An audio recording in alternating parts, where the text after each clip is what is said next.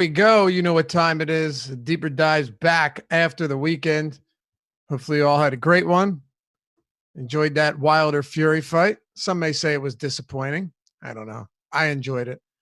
I'm Dave Lockren. With me, Adam Scher. This is the Deeper Dive presented by SuperDraft. You're coming off a pretty hefty weekend. You're coming off. You were waiting for that, weren't you, Josh? Honestly, no. I scrambled to get to the mute button. You're coming off a very solid Friday. Congrats, man. Thanks. Yeah, it was a fun week last week. It's nice to win once in a while. It's funny how things turn around, isn't it? Yeah, and it always seems like I think Ben mentioned it too. Even though obviously it makes no sense, it always seems like it comes in bunches in DFS, and it makes no sense, but it always seems like it goes that way. Yeah, absolutely. So we've got 8 games to talk about. Someone asked, how were those chips going out? Honestly, it wasn't tough coming out. Like, much tougher going in. For Josh, much tougher on an empty stomach with nothing but water in his stomach. Just miserable decision. I mean, just a terrible call. I know you went back and watched that video. Yeah, I was laughing out loud by myself in my apartment for parts of it. Oh, it was out of control. Make sure to tune in when he has to shave his mustache on a live or shave it nothing but a mustache on. I feel like that's going to be like a cakewalk after that. It has to be. Yeah, he's like, I'd rather do that a million times over. Oh, yeah. Well, it's over now. We've got a lot to talk about. 8 games, and then we'll turn it over to the fellas live before lock. Josh Engelman, Chris Spags will take you up till 7. Let's jump into it. Before we do, though, it's only right and necessary and important that we talk about our sponsor, SuperDraft. If you haven't checked them out yet, you need to do that today. They got the $20,000 jump shot, $4,000 to first, $2K to first in the PGA long drive, upping it over there in PGA, keeping it pretty consistent in NBA today with this 8-gamer. If you haven't checked it out yet, here's one very simple way to understand what's going on over at SuperDraft. There are no salaries. There are multipliers. So, whereas someone like Trae Young has a 1x multiplier, he only gets exactly what he scores. Same with James Harden. Same with Russell Westbrook, Luka Doncic, you name it. However, guys like Lou Williams, 1.55x. Eric Bledsoe, Donovan Mitchell, 1.5x. This is where you find your value. Josh Richardson today without Simmons, possibly no Tobias Harris, 1.65x his fantasy production. So you're getting 1.65 times whatever he scores. That's how you build your lineup. If you wanted to throw Trae Young, Harden, Westbrook, Doncic, Bradley Beal, Booker, and Russell all in your lineup, you could do that, but that doesn't necessarily mean you're going to win. Because if a 1.65 guy scores 50 fantasy points and you don't have him, you're going to be in some trouble. So different strategy, but still just as much strategy going into the thought process of lineup building here. It's superdraft.io, or you can download it in the App Store. And here's the easiest way, really the only way, to get yourself some free super cash, free money to play on the site, to play real contests, win real money. Sign up, use the sign up code Awesemo, AWESEMO, and claim free $20 in super cash with your first deposit of $100 or more. Go build your dream team over there. No salaries, complete lineup freedom, and a lot more winning. It's SuperDraft. Download it in the App Store. Check it out at superdraft.io and get playing today. All right, man, let's jump into it. First question, as always, looking at this slate, first thing that sticks out to you from a strategy standpoint, we have a lot of high-priced guys: Giannis, Harden, Trae Young, Luka, Westbrook, Embiid. Is it more of a stars and scrubs night, knowing that we could get guys like Rolo and Gorgie Jang into the mix, or is it a balanced approach? Yeah, I think it's more of a stars and scrubs night for me, because there's a few guys at the top that are just obviously fantastic plays. And then even though we don't have at the very bottom, as far as value goes, there's nobody, at least as of right now, that you look at and you feel super confident about. But there are a lot of options that you can, go to. You mentioned Rolo and Gorgie Jang. You also potentially will have Dennis Smith Jr. from the Knicks. The Knicks in general have a bunch of sub 4K guys where you're not confident in them, but there's enough of them that if you're kind of like rotating through, one or two of them probably have a good game. There's just enough in terms of the amount of guys, as not necessarily the quality, but just the amount of cheap guys that will make it really easy to go stars and scrubs. Yeah, I to me, it's definitely, especially after doing the strategy show with Josh. It was early in the day, but we still got into a lot. I mean, we spent. You're muted, or my computer's not working. You pulled yourself out, Lofty. I don't know if you could hear us.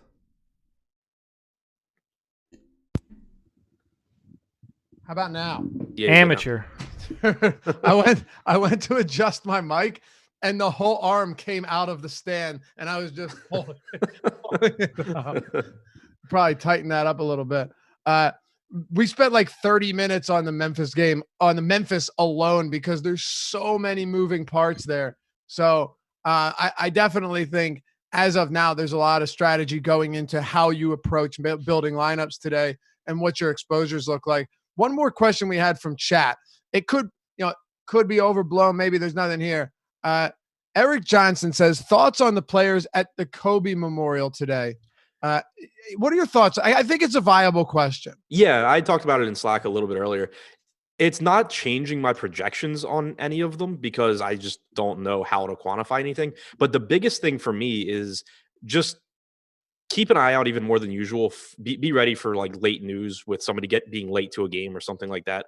From what I've seen, guys left early to get back to their games in time. But you have guys flying across the country from LA. So, things can go wrong. And it's not, there's a non-zero chance that we get some really annoying like 640 news that, someone's not at the arena yet or something like that. So, and then also you don't know, Josh and I were talking about it. I'm not, with these guys flying private and everything, I'm not concerned about them being like, sore or something, but it still affects their routine. So I don't really know how, again, I can't quantify that, but I think that there's a chance that you just get some weird performances tonight.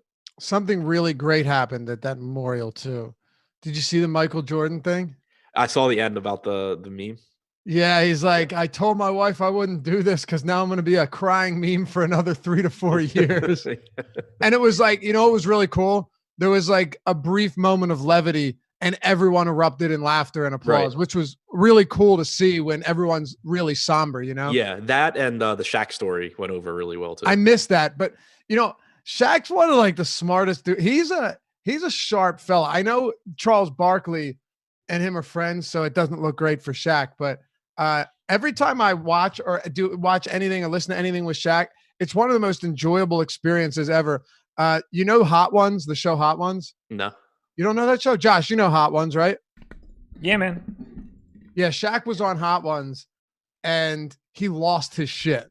Check that out. Is that the one where they like eat the chip or whatever? No, they eat hot wings, each one. It gets hotter and hotter, and they answer questions like an interview. Yeah, I haven't seen it, but Josh just told me about it. Shaq lost it, man. It was so good. He's like, I won't make a face, because Shaq did the one chip challenge on air. So check that out if you haven't seen it. Make sure to do it when there's no Awesemo programming, though. All right, let's get into it. Washington and Milwaukee. So, by the way, there are a lot of bets I love today on this slate for each game, and I'll hit on them as well once we get through this briefly. But Washington and Milwaukee, Adam, Bucks massive favorites on the road against the Wizards team that ranks bottom 2, tied for dead last in defensive rating, top 5 in pace on the season. Things are not looking pretty for them, but we got to start with the Wizards before we get to the Bucks. Bradley Beal, you could argue that he is in a decent spot. No team allows more made 3-pointers or a higher frequency of 3-point attempts to their opponents than Milwaukee this season. No team plays at a faster pace, but also no team has a better defense. So it's an odd spot, especially when you throw in to the mix the fact that Bradley Beal is in a mid 9K price point on DraftKings. On FanDuel, he's weighing in at 87, a lot different there.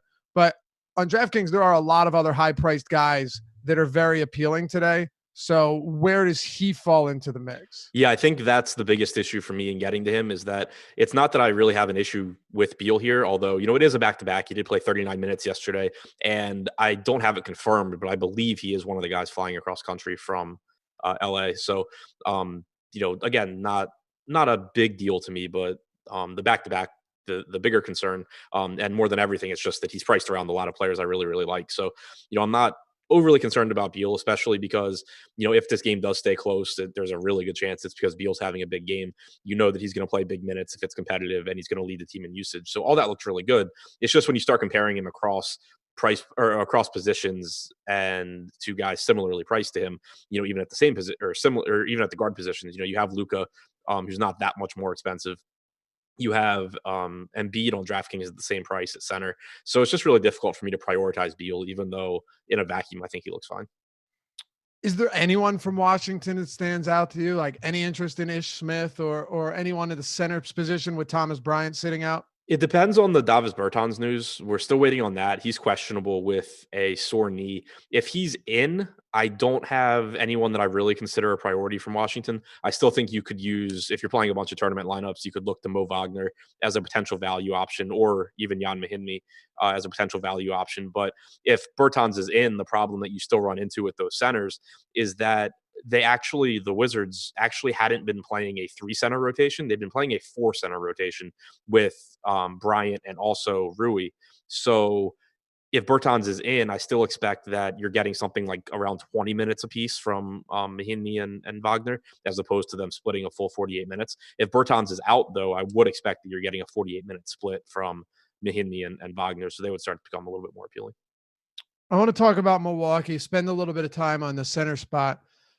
So Brook Lopez is out, and that means that last time, the 2 games that Brook Lopez has missed this season, his brother Robin Lopez played like 23 and a half and almost 23 minutes.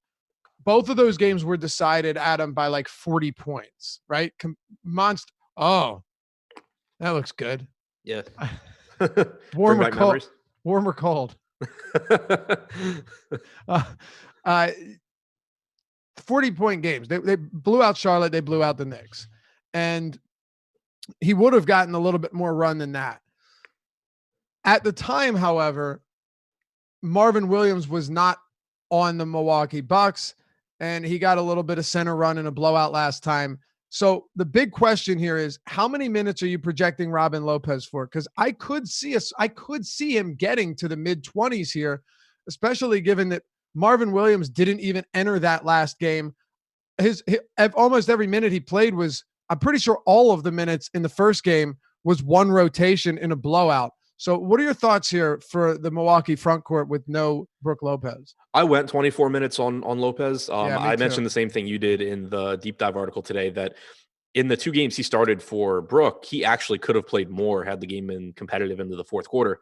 The reason I went 24 is that, obviously I think he can play more than 24 minutes based on those 2 games, but also that having Marvin Williams and having Ersan Ilyasova makes it so I'm not super confident in this rotation. You could certainly get some small lineups against the Wizards if they're going with Rui at the 5 or with, even Mo Wagner at the 5. So it's not a matchup where I think the Bucks have to stick to a big rotation. So I think 24 works out pretty well for Lopez. There's a decent possibility he comes in under that, but also a decent possibility that he comes in over it. So it feels like a pretty good medium projection to me. Okay. Yeah. I put him down to 23 just to be a little bit safer. But I could definitely see Robin Lopez getting those minutes. Do you think it would be, how do you think the center rotation shakes out today? Let's say he gets 24 minutes. Do you think you get Ilyasova getting some of those, or all Marvin Williams, or what? Yeah, I mean, my guess was that you get, if you give Lopez 24, my guess is that you get somewhere around 18 from Marvin Williams, and then the rest go to Ilyasova, with Ilyasova also picking up some backup 4 minutes. Ilyasova not in the rotation at all last game, but exactly. DJ Wilson is out tonight. He's with the G League, so Ilyasova should be the guy that soaks up those, whatever extra minutes there are. I'm glad you mentioned that. The one reason I'm a little bit more comfortable giving Robin Lopez 23, 24 minutes is because Ilyasova wasn't in the rotation at all. So it's not really like he's a priority to get backup minutes right now. Right. If Lopez doesn't play a lot of minutes and it's for a reason other than blowout or foul trouble or something like that, like if it's just for a rotation reason, the bigger concerns to me are Marvin Williams just getting an expanded role out of nowhere, or the game just going even smaller than we expect and it being something like, Giannis running at the 5 and just a really, really small lineup. So I'm not too concerned about Ilyasova in particular because of him not playing at all last game. All right. Fair enough. By the way, we'll get to this game next, but Tobias Harris is officially in. Davis Bertans is officially out. All right, yeah. So Bertans out does open up some value from the Washington side because you're talking about 30 plus minutes leaving the rotation there. So I obviously don't have my projections done for Bertans being out, but I had him in for 30 minutes. So if you take those out, like I said before, I think now you're getting a 48-minute split between Jan Mahinmi and Mo Wagner. The last time that they split 48 minutes was prior to the All-Star break. Mahinmi actually played 30 and Wagner played about 18. Prior to that, though, Wagner was getting into the mid-20s. So I'm going to most likely go with like a 24-24 split or something along those lines between those two. But it also does solidify minutes for Rui, and it gives a little bit more playing time to Troy Brown. Okay. Anybody else from Milwaukee? Well, obviously I want to talk about Giannis, but before we get to him, any of these secondary options stand out to you? Not stand out, no. I mean, obviously you have Lopez as a minimum price value. You have George Hill in basically the same situation. I have Hill in for 20 minutes. He doesn't project well, but you're talking about playing the Wizards with a 128 total. He's certainly someone where if you have 150 lineups, I'll have more than 0 of him. As far as Middleton and Bledsoe, they both look like secondary options to me. They have upside because of the matchup, but they're still not priced as well as I think a lot of other guys at their positions. They're still a little expensive because of their role when Giannis was out. And then you get to Giannis, who obviously is, I think, one of the top plays on the slate. He's been playing more minutes recently. Budenholzer's been a bit more aggressive with him, even in non-competitive games. He played 29 minutes last game in a blowout. Prior to that, he had played 31 minutes in 8 straight, or at least 31 minutes in 8 straight games, including getting some garbage time run against the Pistons 2 games ago. So I think that the fact they've been a little bit more aggressive with him is nice. And then, of course, it's a great matchup in terms of pace and then overall an efficient defense, but also a Washington team that gives up a ton of transition possessions and is one of the least effective teams defending in the paint, where the majority of Giannis's points come from. Anything else though, or should we move on? You just pretty much hit on Giannis there. Would you put him? We're only through one game, but when you're looking at him and Harden and Young and Westbrook, all of those guys on DraftKings at least, Doncic as well above 10K. Where do you put him in terms of priority? Number one. Number one. Okay. Let's talk Philly and Atlanta. Tobias Harris in. We just got word that Ben Simmons is out indefinitely, so that's not good. It's actually quite concerning, and Josh's fate is sealed on this one. So I guess it's bittersweet, but no, it's definitely unfortunate. I'm still wondering if it's from when he took that fall in the paint in the All-Star game, which would just be ridiculous. Anyway, let's jump into this. No Simmons. Harris is in, so that changes things. Whereas like Horford earlier in the day projected for monster ownership with Harris doubtful. He's been just flat out god awful lately. So you put Harris back in the mix, and at least me personally, I'm not really enamored with him at all. We'll start with Joel Embiid. He's $9,500 on DraftKings. On FanDuel, Joel is 10,000. I mean, he's just been dominant with Simmons off the floor. You don't even need to take Harris off the floor to know that Embiid is going to dominate possessions. And he even has a 21% assist rate dating back to the start of last season with Simmons and Jimmy Butler off the floor. So it's a great spot for him, and he's definitely underpriced on DraftKings. Another thing too, and I want you to jump in here, is I mentioned this to Josh this morning, but they can't afford to lose games to teams like the Hawks right now. So if this is close, Embiid's playing 34 minutes in regulation. Yeah, I was going to say he played huge minutes. I think 41. Yeah, 5 in overtime. So you got 36 in regulation. I still have him in for 32 minutes, but it wouldn't be surprising at all if he goes north of that. But with as cheap as his salary is, on FanDuel he's 10K, but center's not the best position anyway. There's certainly a few options, but even at 10K, Embiid looks fine. On DraftKings, 9,400 looks like one of the top few plays on the slate, and it shouldn't really be hard to get him into lineups with one other stud, I don't think either. So just a really, really good price tag for him there. Obviously benefits from the fast pace that Atlanta plays at and the fact that they're not good defensively. More usage, more assist opportunities. Just everything looks really, really good for Embiid. He'll be one of the highest owned guys on the slate, but I don't really see much reason not to be there. Talk to me about Josh Richardson. Yeah, I think that he looks like a good value. we're still waiting on the Philly starting lineup, which I think is one of the most interesting pieces that, of the night, because we got it way wrong the other day, but it was really tough to have any idea. Like, I never would have guessed that it was what it was. And I know this team like the back of my hand. Well, and then I don't know if you noticed it, but the starting lineup in the second half of the other game was what you and I thought it was going to be 2 games ago. Exactly. Yeah, right. Exactly. So it's really tough to say. But yeah, it's funny you mentioned that, because the one that we ironed out that took us a while to do was in the Milwaukee game, second half, right? Yeah. The lineup to start the second half against Milwaukee was what we were expecting against Brooklyn. Yeah. So, thoughts on what do you think the lineup will look like, and how are you approaching it as of now before we get news? So without news, I'm projecting it to look like it did in the second half against Milwaukee, because that's what I thought it was going to look like against Brooklyn as well. The big change, obviously, is it going to be Neto or is it going to be Shake Milton? If Milton gets 26 minutes or around there as a starter here, I think he's another guy that is a reasonable value.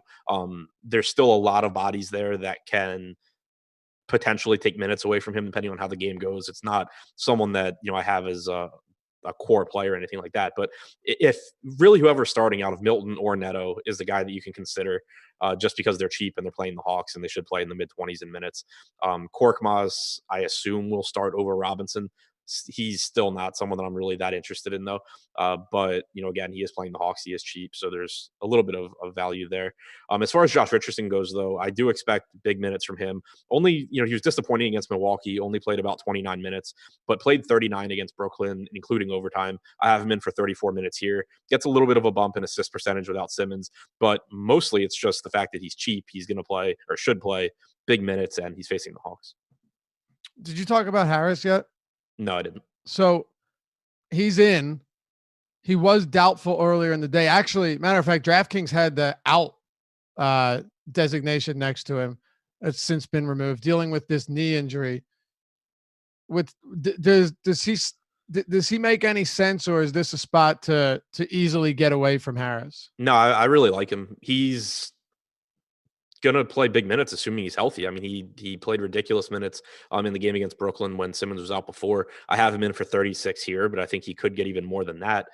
And he's not really expensive. The only thing that I would say that makes it tough for Harris, and has nothing to do with Harris, is just that if you are going with like a stars and scrubs type lineup, I don't know how much you're really able to get to, or how often you just get to that price range. But I think 7,100 against the Hawks for probably 36 plus minutes with Tobias Harris is a really good value. Projected for very little ownership as well. I assume that'll change. It should, but I still don't think he's going to be that popular. We'll see. What about Atlanta? Trae Young is a stud, and he continues to put up monster totals. Last time he faced Philly, as a matter of fact, he went off for 39 and 18, 77 DraftKings points. You've just seen remarkable performance one after another from him. The upside is insane. Dropped 50 real points on a good, tough Miami defense. Now with Philadelphia, there's still a strong defense. It's a pace down spot for Trae Young, but Ben Simmons being out definitely impacts this backcourt D a lot. I said this morning, he should be like top 3 or 4 in the running for defensive player of the year. That's how good he's been defensively. So it definitely hurts when you go from having a 6'10" guard that can guard any position like Simmons and moving that to Raul Neto. Right. I actually mentioned Young in the deep dive today because I think he's far from an optimal play when you look at pricing. He's $100 more on disparity is insane. Right. He's $100 more on DraftKings than Luka Doncic. He's only $400 less expensive than James Harden. But it's a really clear situation where those guys are going to get ownership over him. And right now we only have him projected for 5% ownership on DraftKings. He's more affordable on FanDuel to where his ownership still isn't really high, but it's not even like he's overpriced there. But the ceiling for him is still so high. He's averaged in 26 games with John Collins this year. He's averaged 1.55 DraftKings points per minute. He has a 35.5% usage rate, 47.7% assist percentage. So all that stuff looks really good. And there's, obviously no questioning his ceiling there. Then you factor in that in competitive games, he's playing 38 plus minutes. He's played 40 in each of his last 2. And then even though Philly, you mentioned Simmons being out, should certainly make the matchup more appealing. But on top of that, Philly's been good at defending against pick and roll ball handlers as far as efficiency goes this year. They rank in the 72nd percentile in points per possession allowed, but they've given up a ton of opportunities. They've allowed the third most pick and roll possessions per game, the third most pick and roll field goal attempts per game. And because of that, even though they've been efficient defensively, they've allowed the fifth most total points per game to pick and roll ball handlers. Young leads the league in pick and roll possessions. He leads the league in pick and roll field goal attempts, and he ranks in the 84th percentile in efficiency in the pick and roll. So you're talking about just tons of opportunities for Trae Young. And I think that if he's not going to have ownership, he just looks like a great tournament option. Okay. Wizards starting Smith, Beal, Bonga, Hachimura, and Mahinmi. Where else are you at for Atlanta? Outside of Trae Young, it's pretty much off the board for me. Yeah, I don't really have much of anything there. I think Jay Walker had a good point in Slack earlier that with Simmons being out, potentially the Sixers trap more, and that gets the ball out of Young's hands, and you get more opportunities for guys like John Collins and Kevin Huerter, kind of similar to what we saw in the Dallas game last time out. But the pricing on those guys is expensive enough where I wouldn't be able to bump their rates enough for me to start really getting to them. So it's still just not really that appealing for me to go to anyone other than Trae Young. Collins is just too expensive right now. Cleveland, Miami. By the way, I know points again, but say it again. I said not if he scores 70 points again. What? Sure. Yeah. I mean, yeah. I don't think that happens today, though. Maybe I'll stand corrected. Cleveland and Miami. Cleveland Cavaliers are 6.5 point home dogs against the Jimmy Butler list, Tyler Hero list, Myers Leonard list, Miami Heat. Heat have really struggled away from home, but this is a bad Cleveland team. On the Cleveland side specifically, you could make maybe an argument for like a Kevin Love on FanDuel, but I'm still very worried about what JB Bickerstaff has in mind with the minutes for Love and the veterans like Andre Drummond. I expect Sexton and Darius Garland to get consistent 34, 35 minutes a night, but I don't really have many intentions in rostering them in a tough matchup against Miami. Maybe you like a cheap Garland. I don't think it's necessary with good value here. Speaking of off the board, there is just not much from Cleveland I like at all today. I know it was because Kevin Love was out, but did you see that Drummond and Thompson actually played alongside each other last game? Did they? For what, like a minute? At least if Popcorn Machine's right, they were basically they played alongside each other quite a bit, at least. Really? Why did I feel like their minutes equaled 48? I mean, it's very possible. I didn't double check because it didn't matter for tonight. Wait, hold on. 1, 2, 3. 6 minutes. You're right. It was just in the middle of the first and third quarters. That's interesting. Yeah, just not something that I thought we would ever see. But what's still strange is, and I know it was a blowout, but even in a couple competitive games, Drummond's minutes have been very much limited. Right, and I think that's the one thing I was going to, I guess, mention from Cleveland, because I'm with you as far as nothing here really looking that appealing or that necessary on this slate. Drummond is like the one, I guess, kind of interesting talking point, just because obviously he's been losing minutes to Tristan Thompson, and obviously his value goes down coming from Detroit to Cleveland because of the way they're running this rotation. But at the same time, he's only 8,100 now on DraftKings. The ownership's going to be low because the minutes haven't been there. And even if it's not the norm, between now and the end of the season, there are going to be games where Drummond tops 30 minutes. And any game where he tops 30 minutes at 8,100, he's probably going to have a big game. So just from a tournament strategy standpoint, there's some value there. But the problem is just still that there's going to be enough other probably low-owned tournament plays on this slate that I think have a little bit higher probability. I don't think I'll get to tons of Drummond. Do you think you get to tons of anyone from Cleveland? Absolutely not. How about Miami? Bam Adebayo playing solid basketball, 1.20 fantasy point per minute guy with Butler off the court this season. Goran Dragic has been solid in Butler's absence as well. I'd expect if it's a close enough game that he gets around 30 minutes. And then Kendrick Nunn, he's certainly a scoring dependent player. But on FanDuel, you got him coming in at a very affordable $4,700. Big time difference than where he's at on DraftKings. Dragic $5,500 on FanDuel. Bam Adebayo 86. So there's no question here that the Miami Heat are much better suited to be in your lineups on FanDuel than they are on DraftKings. Yeah, but even on DraftKings, I really like them. I like them all, except I'm not huge on Kendrick Nunn today. I'm still high on him too. Like, I mean, I have him in for 34 minutes at 5,600. He's got a 24.4% usage rate without Hero or Butler on the floor this season, 26% assist percentage.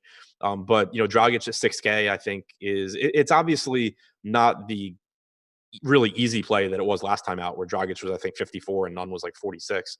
But I still think that they look like pretty solid values on DraftKings. And like you said, they're even better on FanDuel. I think that you can extend that to Bam Adebayo as well. Center's not the best position tonight. He does obviously get bumps across the board in his rates when Jimmy Butler's out, and it's not like it's a bad matchup going against Cleveland. As far as value goes, though, I think Kelly Olynyk, assuming he's still in the starting lineup, looks like one of the more appealing value options on the slate, which always goes well with never have any problems there. But it's He's been a death of me so many times this season. Right. So the one thing that makes me feel a little bit better, because obviously he's an inconsistent player, and Eric Spoelstra has no issues taking him out mid-game at any point. But the thing that makes me feel a little bit better is that Cleveland, their front court is just so big. There's not much risk of this game going small from the Miami side. So, maybe like it's still certainly possible that Olynyk gets benched and you just get more like Jay Crowder or something. But I feel pretty decent. I mean, he played 26 minutes in 3/4 of a blowout last game. I have him in at 26 minutes again here, and his price tag just didn't really move that much. So I think Olynyk looks like a really good value option. Okay. Me too. Scares the hell out of me. No Right. question. I don't enjoy it, but you've got to have interest. You don't have to, but at that price, a guy that can knock down threes is very capable of giving you a solid game. I really would like to see solid enough rebound totals, because you're gonna need that. But at $3,700 on DraftKings, Kelly Olynyk against Cleveland, no less, is real solid. 39 on FanDuel is fine, but he's center eligible. I also think that he probably isn't going to lose minutes if this game gets out of hand, but they're only 6.5-point favorites anyway. You have anything else here? No, those are pretty much the four for me. All right, this next one, I might just let you run with it, because I have very little interest in Brooklyn and Orlando right now. Brooklyn Nets are 3.5-point favorites. This game has the lowest total on the slate of any game right now. It's sitting at 214. It's, matter of fact, 8 points lower than Miami and Cleveland, which is the second lowest. It's just tough for me to get excited about anyone here. Karis LeVert continues to play big minutes. I can respect that. His potential assists have been up significantly with Kyrie Irving out, but he's now getting priced up to a more appropriate spot. And all in all, the other side of this game is going to leave me wanting as well. So I'll let you take over if there's anything from Brooklyn and Orlando that stands out to you. Nothing really that stands out. I think from the Orlando side, I'm most interested in Vooch. The problem is how close he is in salary to Embiid. On one hand, it's an opportunity to pivot to a much lower owned player with a really high ceiling, but I don't even really think that his ceiling is as high as Embiid's is. So, normally when I try and do something like that, it's because maybe the median projection is a bit different, but I think that the ceiling is about the same. I think that Embiid against the Hawks without Simmons, his ceiling is probably a little bit different level than Vooch's. So it would be more of a play where, maybe in addition to Embiid, you can get a low owned Vooch. And then on the other side, you mentioned LeVert, who he's playing really well without Kyrie. Since Kyrie went down, 32.2% usage rate, but still a really, really slow Orlando team, a good defensive team. That same can be said for Dinwiddie, where these guys just don't stand out against slow and good defensive Orlando team on this slate. Yeah, I'm just not getting there. But I think we can get to some interesting plays from Houston, New York. Here's one from a betting perspective that I have some interest in. Grabbed Houston at 13. Sorry. I think they're at 14.5 now. So I like to see that movement. Here's my thinking, my logic when it comes to this game, Adam. I usually don't love laying like 14 points in basketball, because blowouts can pull their starters and teams can crawl back into it where it's not competitive, but they still get it closer. But when you look at this Houston team, they're annihilating opponents with the 3 ball right now. Since Capella went down and was subsequently traded, they are attempting 48 threes per game. No team is close. They are the worst rebounding team in the league. No one else is close. And that's not really a surprise because who's going to rebound consistently on the Rockets? They're allowing the 5th most points in the paint, scoring the 3rd fewest points in the paint. So just to lay all of that out, they are an enigma, no question. However, teams can't play their normal brand of basketball against them because if you're going to try and post up Julius Randle and get 2 points every possession while the Houston Rockets are draining 3 every possession, you just can't keep up with them. The Warriors similarly had had a similar way of doing things, back in their heyday where they'd give you those 2 points around the basket and then just drain threes all night long. That's what Houston's doing. And they're taking good defensive teams like Utah with a great defensive center and Rudy Gobert and completely neutralizing him. And you had mentioned this with Russell Westbrook. He's driving to the rim 23.5 times per game since Capella went down. If you try and trap James Harden, kick it out to Tucker or McLemore or House. Sure, not household names, but they're all shooting 42+% from 3 over the last month. They've been very, very good. And I don't see, number one, New York being able to slow them down beyond the arc. And 2, I don't see any way the New York Knicks can keep up with them as a 3-point shooting team. Yeah, I agree with both of those things.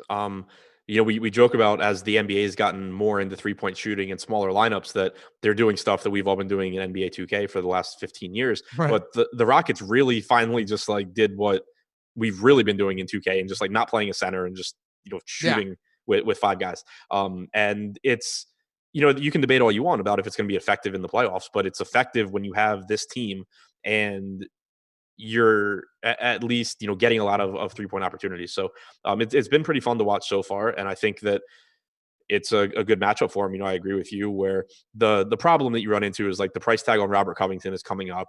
You have Eric Gordon back, so minutes are going to start flattening out most likely for him, Daniel House, Jeff Green.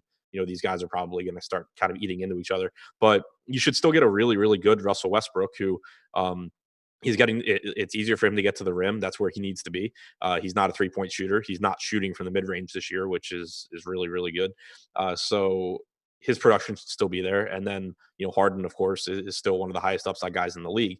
The only problem I really run into with those 2 guys is that even though they're still really productive when they're both playing, you're comparing you're comparing James Harden, his price point, to basically Giannis and Trae Young and Luka, and those guys are all in the same boat as far as ceiling goes. Luka and Giannis are both better permanent producers than Harden when Westbrook is on the floor, and Westbrook's not that much cheaper. So I still have them behind those 3, but still a good spot for them. Still, obviously, 2 really high upside plays. All right. Cubs fan in chat says, Laffy, do you think New York Knicks try to adjust to Houston, or will we see the same old team? That's kind of my point. I don't think they can adjust to Houston. I don't see how they can do that because even if they do try and seal off Harden, you still got Westbrook that can take it to the rack and a bunch of good 3-point shooters. The Knicks are allowing the 2nd highest 3-point percentage to opponents on the season. That's not good going into a matchup like this. Meanwhile, they have the 4th lowest 3-point percentage themselves. But you bring up a good point, and I referenced this as well. I don't feel comfortable putting Harden and Westbrook at their normal allotment of minutes today. You said you do or do not? I don't. And you didn't bring up the point about that. You brought up the point of they're priced so closely to these other guys in the top tier.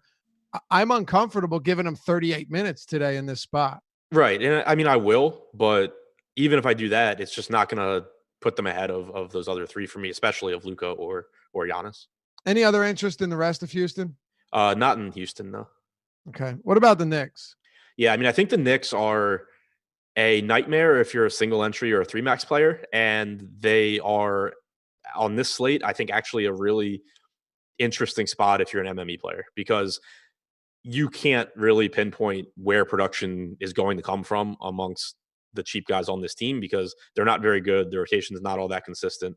And it's just basically impossible to do. But if you can rotate through these guys, there's a lot of cheap guys here against a fast-paced Houston team in a game where it very easily could go small. You have, Mitchell Robinson hasn't really been getting minutes recently anyway, for the most part. Now you have a game where it's even easier to project him for like 18 minutes. You say Gibson plays 14 to 16. Portis probably, gets 20 to 22 here. I've been at 22 minutes. But looking at, the sub 4K guys, for one, we're still waiting on Elfrid Payton news. He's questionable. Frank Ntilikina is out. I have Payton projected to be out.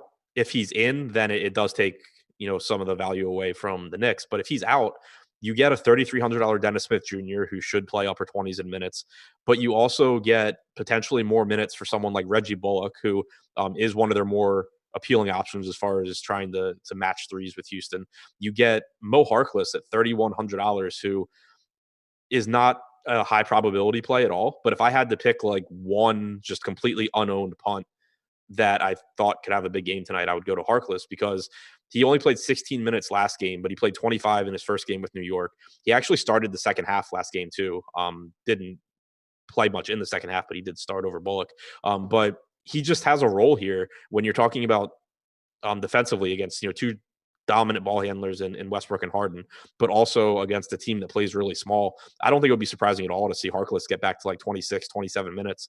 And if you give him the rates that he had when he was on the Blazers, as opposed to when he was playing with Kawhi and George on the Clippers, he projects for like around 20 fantasy points for me. So I think that between, Bullock and Smith and Harkless, if Payton is out, there is some opportunity for low owned value here against Houston. Fair enough. And yeah, I mean, Houston's going to give up points. It's just they're probably going to score a lot more than you. Right. And with Randall, I could see this being a spot where Randall ends up being very efficient because I'm not necessarily sure who's going to be able to handle that physicality down low. But if you keep feeding Julius Randle against this team, they're going to run you off the court on the other end. So it's a catch-22 with somebody like him for sure. Yeah, I mean, do you think Randle closes at center if the game's competitive? I would hope so. Yeah, I mean, I would assume, but I mean, my point is that if you're feeding him and grabbing 2 points on post ups each time, it's going to get out of control. Yeah, no, I agree with you. I'm saying more from like a Randle. Oh yeah, upside perspective. Like, I can't imagine you would want anyone else at the 5. Right. But. Like, I'm assuming that the closing lineup is like, if it's competitive, is whoever starts at point guard between Payton and Smith, Barrett, Bullock, I think Harkless, and then Randle. I'm okay with that. Yeah. I think I'd be shocked if it's competitive, but yeah, sure. But yeah, I could see that being correct. There's no reason to go with a big lineup here. There's no way to do that. It won't work. How about Dallas and Minnesota?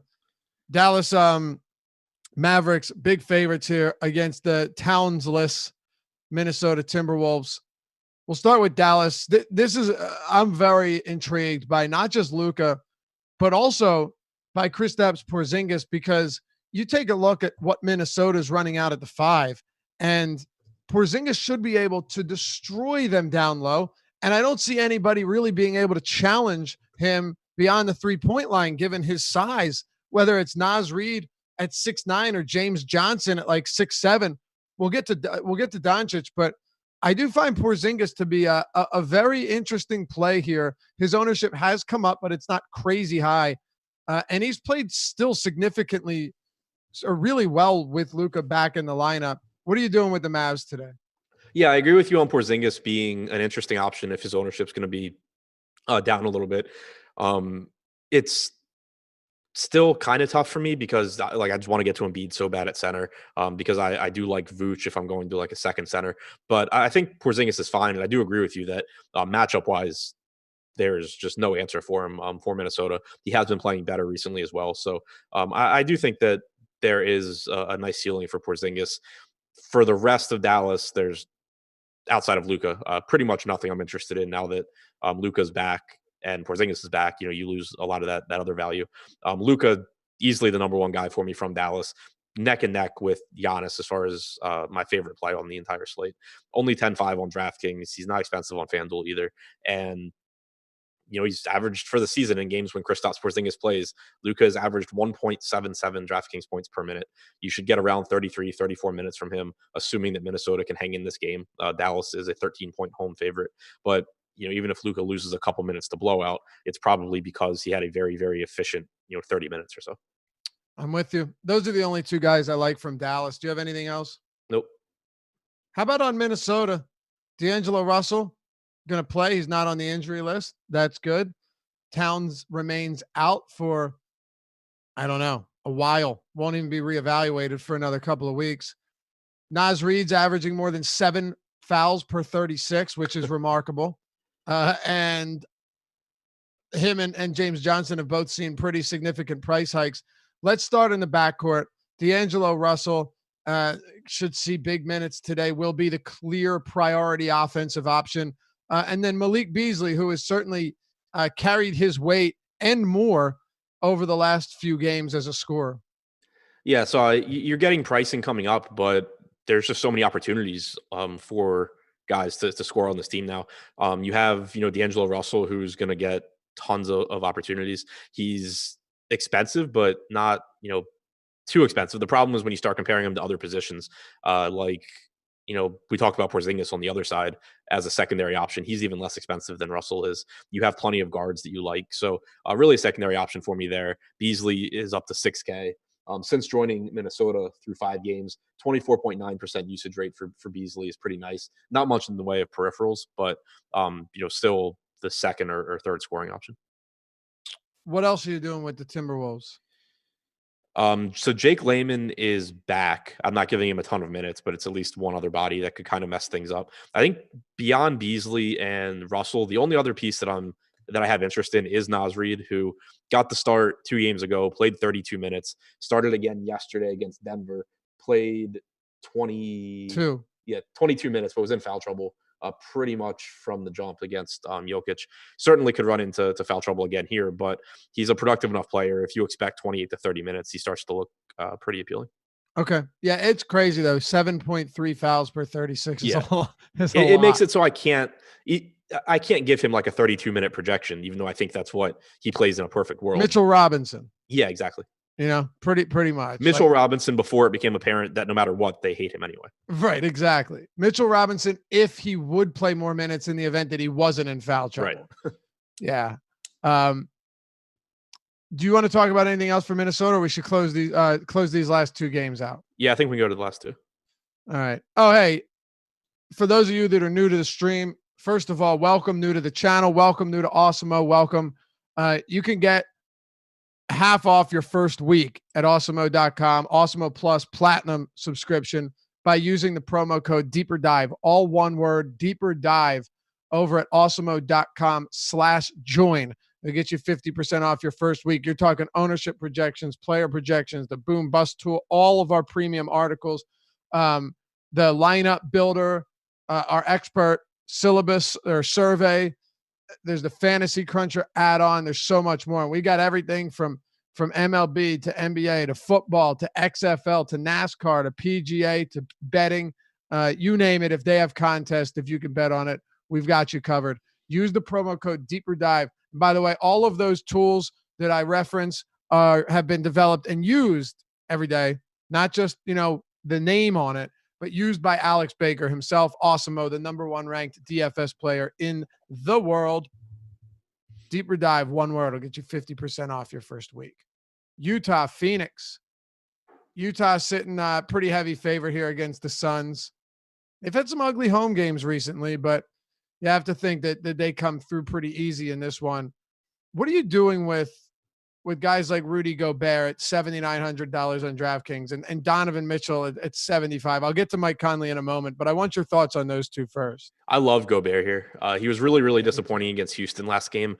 And that was one where you could see it going either way. Like you could see where he just grabbed 20 rebounds, but also you could see him kind of struggle like he had in the prior games against them.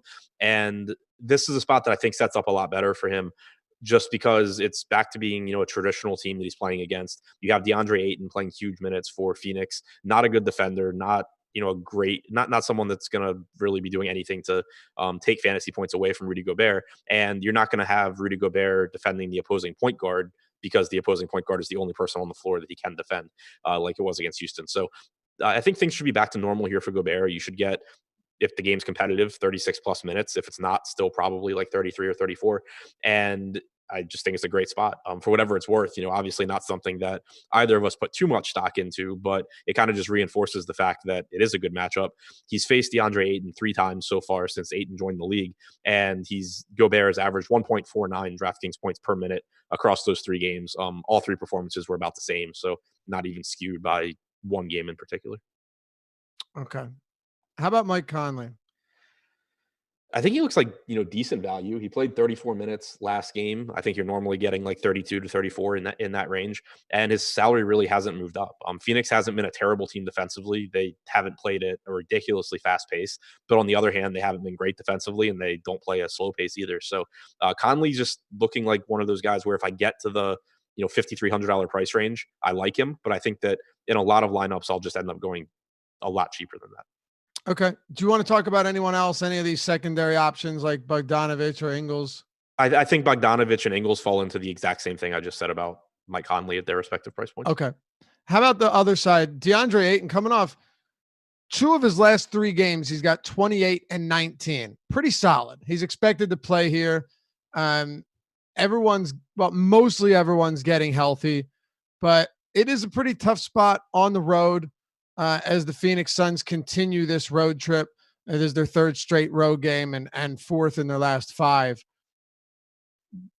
It's a pretty unappealing spot. Is anybody cheap enough for you to jump on and just hope that they get enough minutes to get the job done against the tough Utah defense?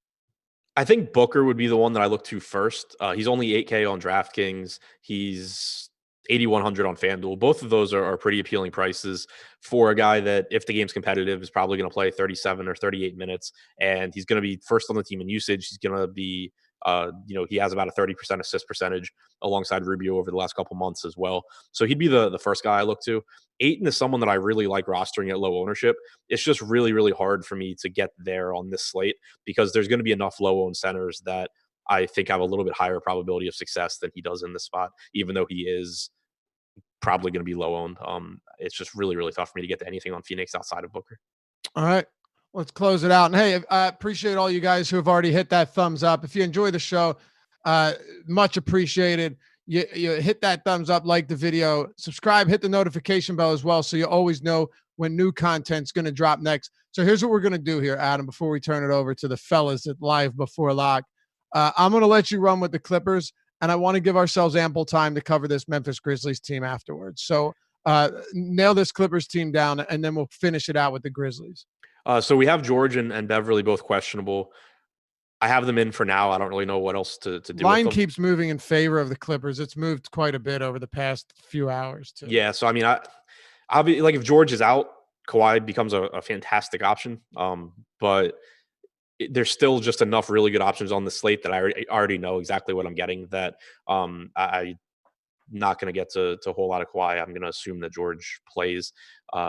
So I think the only thing that really, I guess, looks mildly appealing here, outside of, Kawhi still being a reasonable option if George is in, but Montrezl Harrell's only 5,400. You should get 26, 27 minutes from him, but still nothing that's a priority for me from the Clips. All right, let's talk Memphis. Big dogs here on the road. Gorgui Dieng and Jonas Valanciunas actually played alongside each other for a few minutes last time out, which is pretty incredible. You've got no Jaren Jackson. By the way, that was in the second half after Jaren Jackson went down towards the end of the first half. Brandon Clark expected to play a lot of minutes, but I want to actually start with Gorgui Dieng here. Josh and I had a long, literally a 30-minute discussion on this team earlier today. Very long at the end of the show. If Dieng gets enough minutes, he could easily be your best overall value option on this slate. And I feel pretty confident in saying that. Do I feel confident in saying he's going to get the minutes? No, not necessarily, but I definitely think he's going to get enough. I don't see Clark really getting any run at the 5, which is why I'm giving Gorgui Dieng 24 minutes today. Am I a little bit nervous about it? Sure I am. But at a dirt cheap price point, it's at least an interesting spot. Who knows? Maybe they go small against the Clippers. We've seen teams do that before. I don't know what Taylor Jenkins is going to do, but I want to start with Jang and Brandon Clark because that's a big piece of tonight's puzzle. Yeah, I'm definitely lower on Jang than the field. I don't see how there's any chance in hell he plays alongside Jonas Valanciunas here. No, I'm not saying he will. I'm saying that I think Jenkins is going to get him. Well, how about this? How many minutes do you have Joe Val for? 29, 30. Okay. So I have Joe Val for less than that, which is why I'm giving Jang more, because I only see Jang playing at the 5. Right, I agree. Yeah, I'm splitting 48 minutes between Valanciunas and Jang. Right. I'm just giving Jang more and Joe Val less. Yeah. Yeah, so I'll definitely. I mean, even in like 19 minutes, Jang looks like an okay value to me. So I will have more than 0. But right now we have him projected for like 17 or 18% ownership. I won't be getting there. I just, he played alongside him last game when Anthony Davis and Dwight Howard were on the floor. Yeah, LeBron, Anthony Davis, and Dwight. We talked about that. It's a big difference. Yeah, it's a huge difference when you're talking about Marcus Morris, Paul George, assuming he's in, and Kawhi Leonard being guys for Gorgie Jang to defend. So what are you doing with Clark? I'm giving Clark a ton of minutes because I agree with you. I don't think he gets minutes at the 5. I think that those 48 minutes go to Valanciunas and to Gorgie. But I think that Clark gets a lot at the 4. You've seen Taylor Jenkins be more willing to play him alongside Valanciunas recently. I think he makes more sense in this matchup than Jang does for sure. The only thing that would like kind of concern me is you could certainly see like DeAnthony Melton or Josh Jackson to slide into the starting lineup instead. But from the way things have played out, the fact that Clark started the second half last game, I assume he gets the start. I have him in for like 32 minutes. I think he looks like a good value here. He's the guy that I think I would feel the most confident in from Memphis, even though I'm still not, I guess, super confident. Close us out. Rest of Memphis, not the players we've already named, and then we'll head out of here. I think so. Clark is the guy that I like the most. Like I said, you have, cheap guys that you can kind of roll the dice on in Brooks and Melton that are just really, really cheap.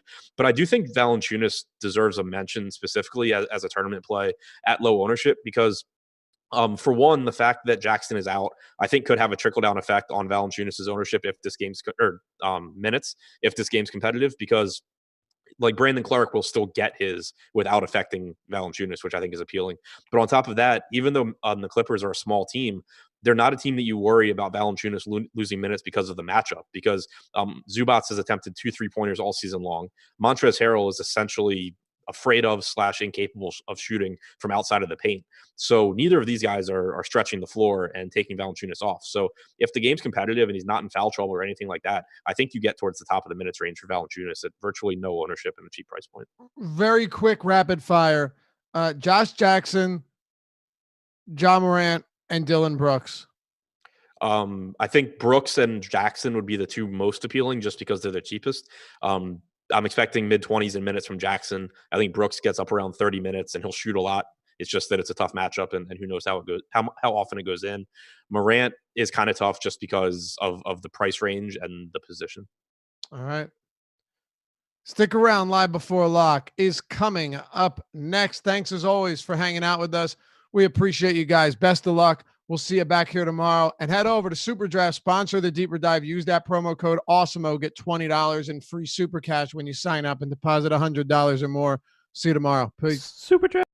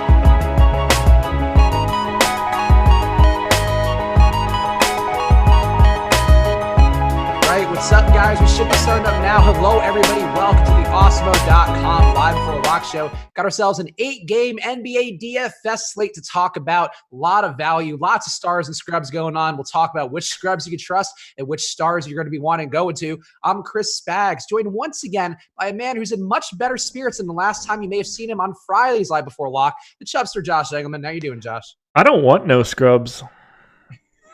Well, scrubs are guys that can't get no love from me, I think, would be generally my assessment of the situation. Exactly. I want pigeons. I'm just kidding. Shout out Sporty Thieves. There you go. So another place that doesn't want any scrubs is SuperDraft, and we are doing another half-hour show dedicated just to SuperDraft later today. The main slate's locked on the other sites, and then you get a little after-hours action on SuperDraft. And SuperDraft, once again, bringing the heat with another big tournament up top. So now's the good move here by you. If you play on any DFS site, really, you should be playing on SuperDraft. They've had a lot of overlay. Josh and I, a couple shows last week, or I on a couple shows last week, and Josh on one of them.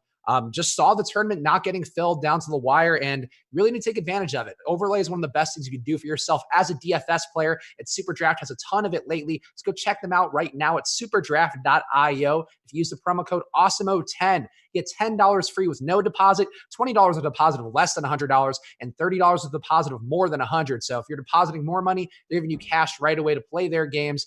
And Josh, what is the advantage? Oh, SuperDraft's locking same time? That's not on our sheet, was it? Time to cross our fingers here, brother. Apparently. All right. Well, not 30-minute delay today. It was on the one-stop shop, I believe, was it not? Well, either way, go check them out. You should be playing them regardless. We'll give you lineups as we go. We won't do the direct spelling out of lineups today. Thank you to Tom for the shout out behind the scenes. So we're not just on half an hour for no reason. But go check out SuperDraft. They are the presenting sponsor of this show, and they've had a lot of overlay recently. 4K up top in their big jump shot tournament today. We will reference some SuperDraft plays as we go to help you guys build your lineups. All right, Josh, let's talk about the slate. So one thing you could do on this slate, one player you are going to go to more than any other, whether it be a value guy or a high-priced player, who are you going to the most so far on the crunches you've run? A bunch of dudes that I'm not happy with. Lots of like Mo Wagner, Kelly Olynyk, Josh Jackson. Brandon Clark doesn't hurt me all that much, but just, it doesn't feel great, man. It doesn't feel great. There's a lot of really ugly. There's a lot of scrubs. And unfortunately, they are getting love from me in all the wrong places. Let's talk about one of the value that I've got the most so far. Because there's a couple guys I feel like we should hit up front here that people are probably getting a lot of for using our Awesemo projections, which of course you can get half off your first week with the promo code live before lock, or just you're getting in general with whatever projections you're running from some other site. The Bucks value, 2-3K minimum price guys, George Hill, Robin Lopez, expect to be getting decent run. Marvin Williams, too, you could throw into the mix at 3,100 on DraftKings, getting some run recently. He was at 20 minutes last game. Those three guys, you're getting any of them as being worthwhile because they are one way you can open up the Lukas, the Embiids, the Giannis's on the slate. I have the field. I'm matching the field on Robin Lopez right now. I have 24%. We project 23.7. I have 11% George Hill. We have him at 9. And I have 11% Marvin Williams. We have him at 1.5. That I feel pretty good about. Okay, so I'm with you on that. I think George Hill, look, if you're going to play any minimum priced buck today, going against Washington is probably the best situation. Certainly some chances here of lesser players putting up big points because a gigantic total in this game. The last that I checked, it was a 128.3 Vegas total for the Bucks today. Obviously playing Washington, the team with no defense. I really don't have an issue with any of the three guys. Marvin Williams, I agree, I think is probably going to be the least appreciated out of that trio. George Hill popping up a lot, ownership. Still under 10% in our most recent run, but Robin Lopez, definitely a guy I've heard people talk about a lot today. People in the Four Corners comments, my short form video, he's projected for 23% ownership on DraftKings. How about the other side? Another value play in Mo Wagner, who I think people are assuming is going to get a big amount of run here, but Jan Mahinmi is starting again. Wagner can stretch the floor, but it does seem like there's a decent chance he could get played off as well. Maybe they go smaller. How are you feeling about Mo Wagner as a chalk play? How do I feel about it, or what do I have? Both. Answer both. I don't feel great about it. I have a lot. And by a lot, I mean 39% right now. That is a lot. Okay, so you're with the field then. You're not like going crazy. Or the field's at 27, so I just don't know. Recent run, you were at 46. What? On DK or on FanDuel? DraftKings. Yeah, Wagner was up to 46, the most recent one that I pulled. Swings on this stuff. I can't keep up with it. Yeah, 22 minutes ago came out. So that's the most recent one. So he's the chalk now. He is, in fact, the chalk. Yeah. So again, you want those ownership projections yourself. They come out so hot off the presses. Our own Josh can't even keep up, but they came out 22 minutes ago. And Mo Wagner, yes, in fact, the chalk play of the day, it looks like on DK, 46%. All right. Well, then I don't like what I have even more so, and I'm probably going to try to get away from that a little bit. I think that's too much Mo Wagner in a game where he might just play like 23 minutes and be utterly useless. I'm going to sneeze. Because of Mo Wagner, are you allergic to that much Mo Wagner? That's it. I'm gonna have to take some Claritin to get away from Mo Wagner. Yeah, like I never have an issue with Mo. I mean, as a per minute player, he is very strong. I think just there are some things for me. Like here's the appeal for Mo. I think Mo can shoot threes. I think especially with no Bertans in there, is a guy who maybe can take a few, and if he heats up, probably earn some minutes for himself. But I do think seeing Rui at the 5, Rui Hachimura at the 5. Cutting into the minutes for both Wagner and Mahinmi doesn't seem like the craziest thing to expect. At almost 50% Mo Wagner, that is a lot of Mo Wagner. And I would agree, like I'm going to be under the 50%-ish that we're going to have for him if that stays where it is. But I think if he got to like 20, then that'd be great. But I don't see that coming down now. Well, I just hope that I end up with less, but let's find out. It's crunch time. That's my new slogan. It's crunch time. That's my new slogan. Is that are you going to get it on a t-shirt? Yeah, it's crunch time. Oh my! I can't. What do you think? I think it's actually not that bad. I think we've had worse slogans. Not as good as my my SuperDraft song on Friday. I think that was really bad. Oh, is your SuperDraft chime in during Lofty and the Adam show better? Yes, that's an absolute bald-faced lie. I don't remember what the SuperDraft song was. Poll the audience. It's just SuperDraft. That's the best. That's the best in the world. But I did a whole song, the SuperDraft song. We're doing the SuperDraft. It was a whole thing. Can't remember it now. That's why they're not going 30 extra minutes today. You put everybody off. They'll be going 30 extra minutes tomorrow. And definitely, I'm dismayed, as I'm sure Josh is. We won't be doing that 30-minute show. But yes, to correct myself from earlier on, the SuperDraft slate does lock at 7 p.m. Eastern today. So no bonus time, but get in there now. And actually, real fast, we do like to just give people lineups. Again, trying to make it as easy as possible on SuperDraft because it just behooves you guys to be playing there. Obviously, helps us out as well. But on SuperDraft right now, a lot of quality plays popping up for that 4K jump shot. Again, 4K up top to first place in there. D'Angelo Russell looks like one of Awesemo's top projected plays. Joel Embiid, Giannis Antetokounmpo, Julius Randle, Rudy Gobert, Donovan Mitchell, Bradley Beal. Those are some of the top guys for Awesemo right now. And I think our SuperDraft projections might be free today too, if I'm correct. That I don't know. Yeah, those I believe it's Monday, Wednesday, Friday that they're free. Let me just double check. But anyway, let's talk about some of the higher price guys. Unless there's anybody else value-wise you want to talk about, maybe a Josh Jackson who's popping up for you before we talk about the places you actually might want to spend your money with the savings.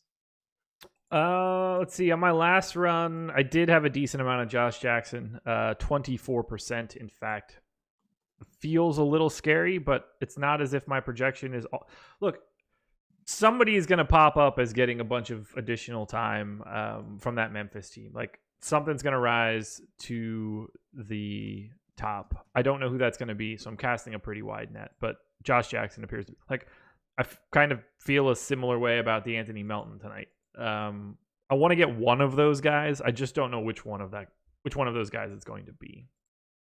I definitely have a good mix of both so far. Both guys pretty well priced. Melton, we have seen spike that big tournament upside recently, and he's going to get some, I would say, not the best defense in the backcourt in the second units that he'll be on. And also, by the way, just did put the SuperDraft projections in the chat on YouTube. They are free today. So take a look for yourself if you want to get there. Very easy to build lineups for yourself on SuperDraft. No player restrictions, no salary restrictions. You can just pick any guys you want and go from there. So build your own dream team right now at superdraft.io. Use that promo code Awesemo10 for all the deposit bonuses that you can possibly rack up on there. SuperDraft. When you hit it on the note like that, I feel like I like it a little bit more. So I'll give that to you. Well, yeah, I don't just yell it randomly. I'm not like DJ Khaled. SuperDraft.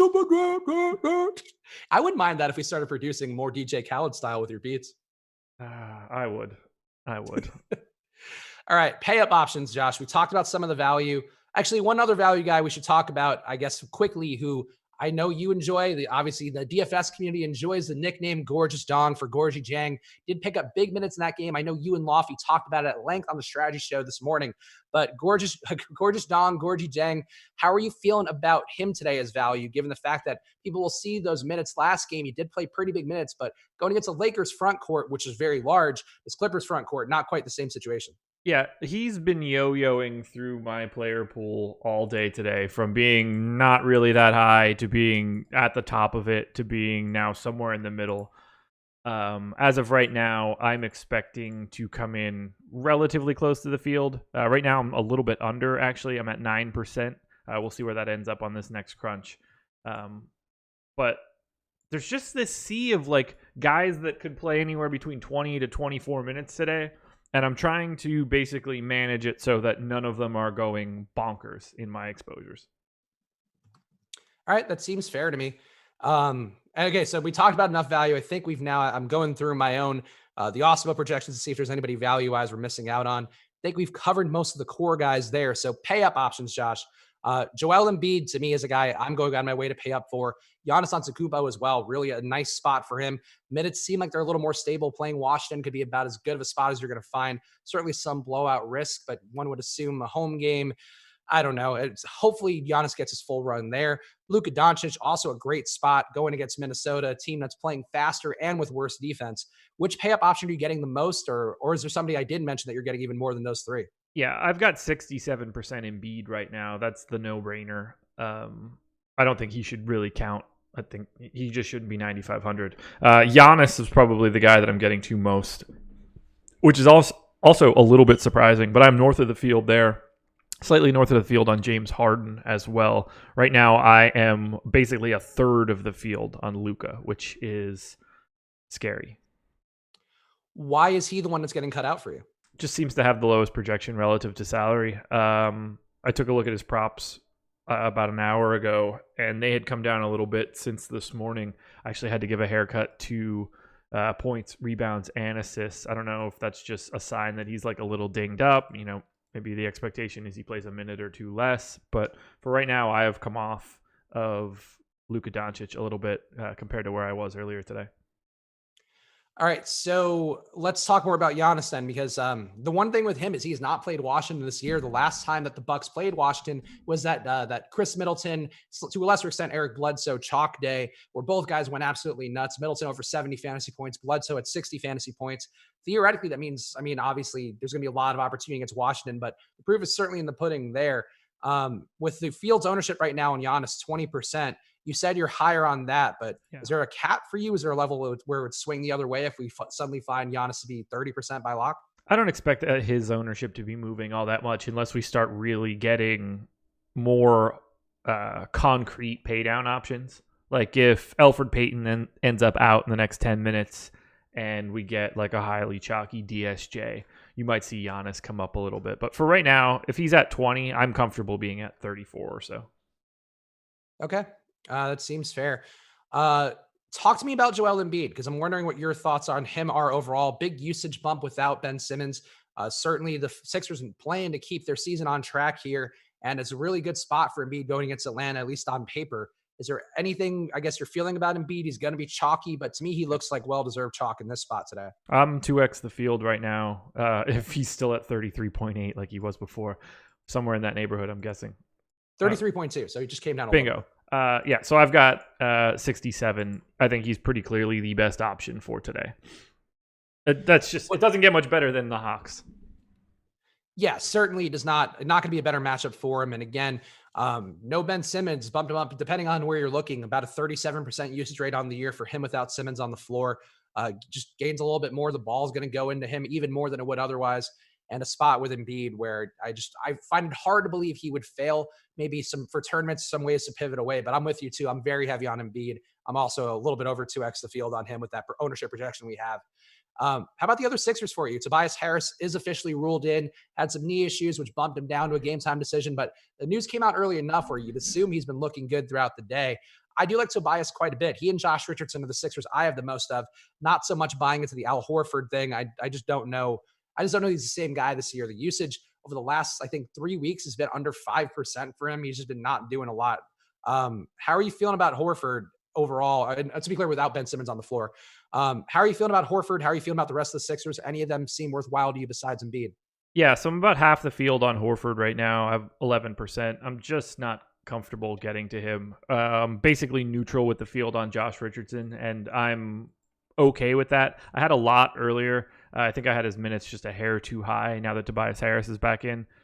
He's 4,800 though, so I don't see a ton of downside, especially with Ben Simmons out. There's certainly more ball handling to go around. So in terms of Philly, for right now, it's pretty much just a lot of Embiid, a solid amount of Josh Richardson, and a relatively minimal amount of Al Horford.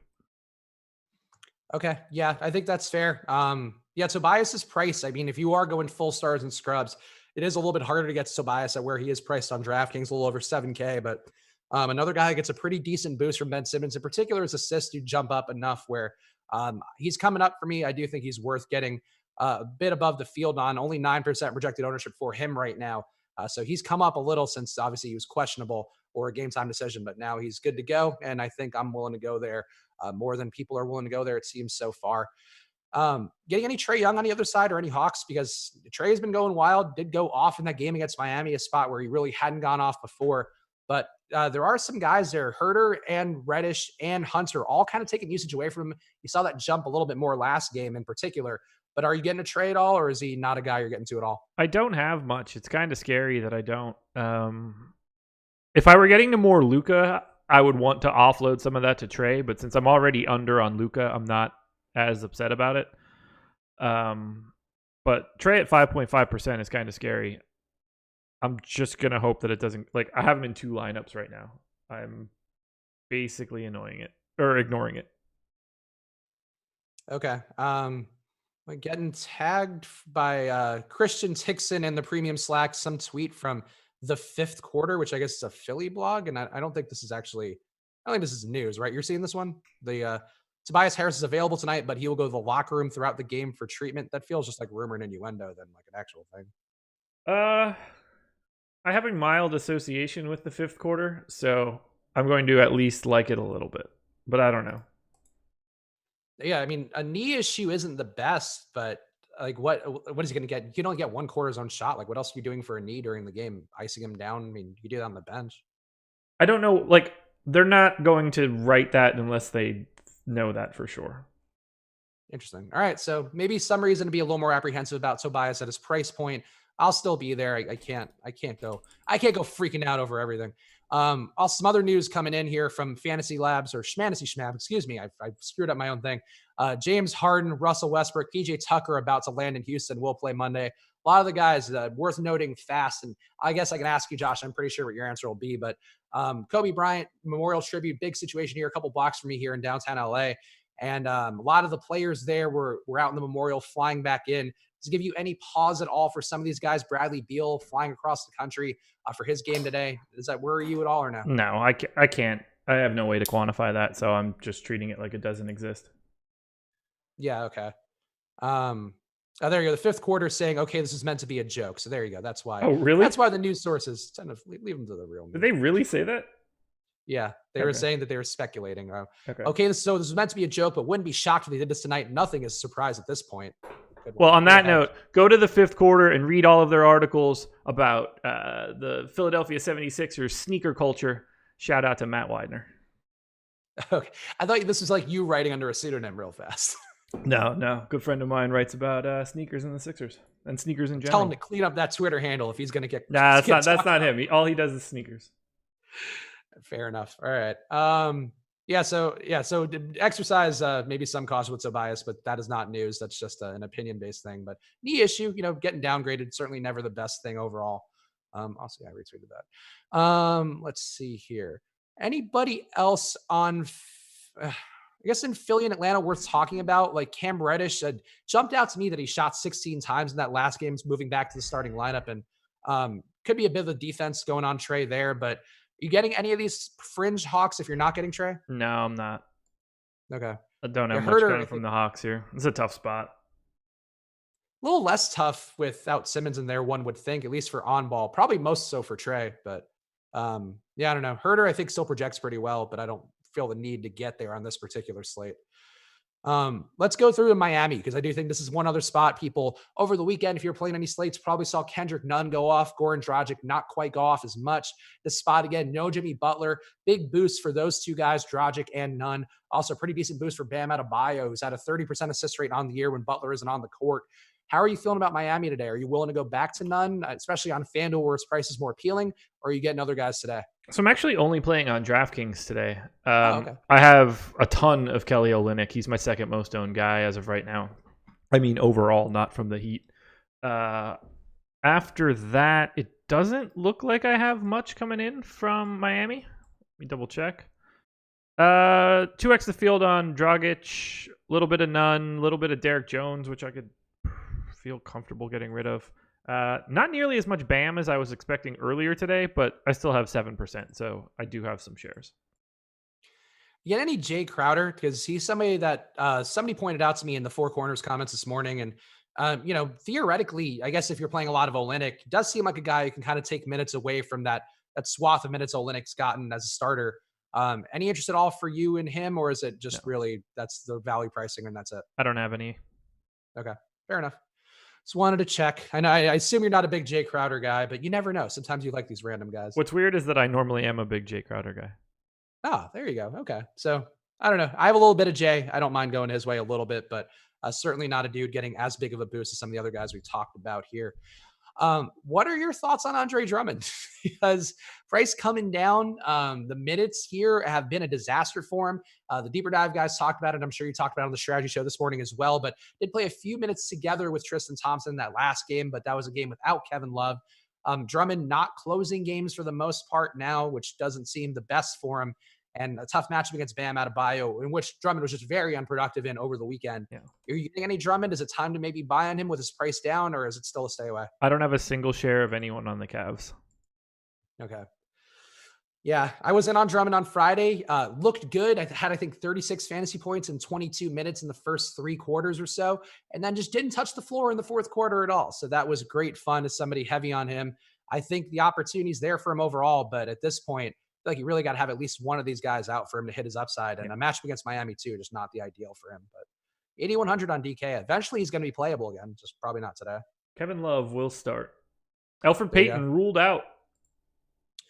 So that, oh boy. And then Frank Ntilikina is also out. So do you foresee getting Dennis Smith now? I don't think there's a way to not get him, but as always, buyer beware on the New York Knicks. Oh boy. I really hope we just don't get that last minute bomb of somebody missing a flight or something. And then we're now as has been our luck recently, other than that last show. Really prefer that. So I'm glad this news at least came out early enough for us. Good job by us. Peyton and Ntilikina both missed on February 1st. Dennis Smith played 27 minutes. I'm going to give him that 27 minutes right now. I don't think that's going to matter. On that day, they also did dust off Kadeem Allen's corpse. So shout out to Kadeem Allen, Wilmington product. I enjoyed the Kadeem Allen era last year, other than, him getting Fizdaled over and over again. When he played, he was productive. I feel like he was pretty decent. You may disagree. I root for him because he's from where I live. Oh, there you go. So we're semi on the same page there. Yeah, not that I saw him play in high school or anything like that, but I was here when he was in high school. Reggie Bullock probably gets some decent. So who else played big minutes there? Randall played a bunch. Marcus Morris obviously played a bunch. He is not on this team any longer. Damian Dotson got pretty big run. So I don't know if Wayne Ellington sees the rotation again. Possible. It's also possible Dotson just soaks up those minutes. But if I take a look at the Knicks now, do I have to change my target scores? Not yet. Obviously, monster underdogs. This is a terrible spot. But DSJ, flat minimum on FanDuel, 3,300 on DraftKings. He has just become probably the best value play on the slate. Oh, man. Well, that's going to screw with my George Hill exposure. That much is for sure. Boy. It should. I know. I absolutely agree. Anywhere that I have money left over, I think I'm going to probably swap over. But Jesus Christ. All right. Let's see here. Let's see what Awesemo has. Awesemo's projections, Dennis by the way. Smith is the top of the boom bust tool right now. Yeah, you don't know what that is, people. Subscribe. And projection wise, he also does project for a gigantic value projection overall there with a over 7x value projected for Dennis Smith, according to Awesemo. So yeah, I don't know. Definitely seems like a guy probably worth getting a little bit more of today. Kadeem Allen also had a concussion in last night's game, according to some reporter. Who's this guy? Chris Eisman. It's like questionable news day. Oh, the Knicks writer. Okay, so an actual legit writer here. Kadeem Allen not in Houston tonight, so apparently he's not even available. All right, so you have to assume that RJ Barrett would probably be the backup point guard, right? Is Alonzo Trier on the team? Hard to keep track of these goons.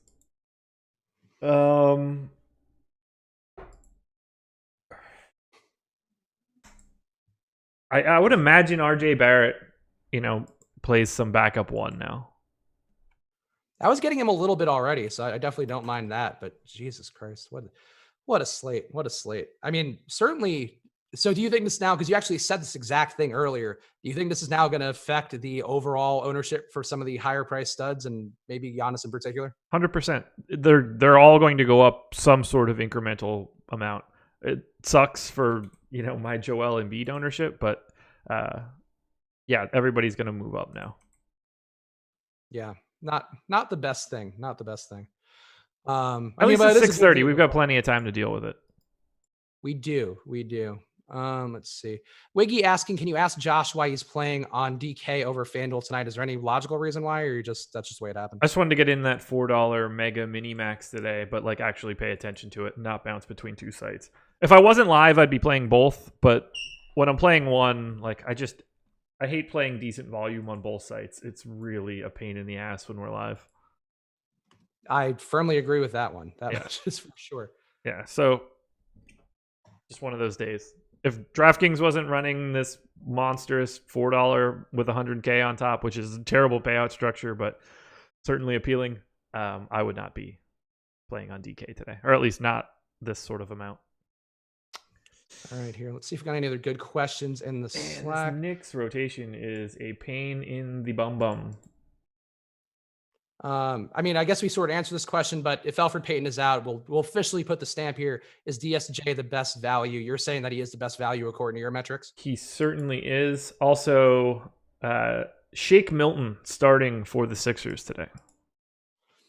Okay. How does that change things for you? He gets enough minutes now. I would imagine that he's more appealing than Raul Neto. Yeah, Raul Neto. And I think I sort of expected that to be the case, given that they basically limited Neto to garbage time last game with Milton coming off in the second half, or starting the second half rather, when Simmons was out. Yeah, I mean, I think Shake would have been more appealing if Tobias Harris were out. I feel like he's not going to get, he'll get the minutes boost, but I don't know that he would be a guy. I'd rather play Dennis Smith with nobody else behind him besides RJ Barrett. Yeah, I mean, I don't think Shake Milton's particularly good. I don't get the sense that he's going to get a ton of minutes or anything like that. At the same time, it's interesting to know that he's starting. Yeah, no, it's fair. Certainly a guy to have, maybe if you are playing 150, I think a guy definitely to consider getting some exposure to, but one of those dudes on this slate, there's probably better ways to go. Let's see. Milton went off against the Hawks last time, Morgan points out. He did. I still would err on the side of less Shake than more. I think people will even see that and probably chase it even more than he should. There's never been less important information than that.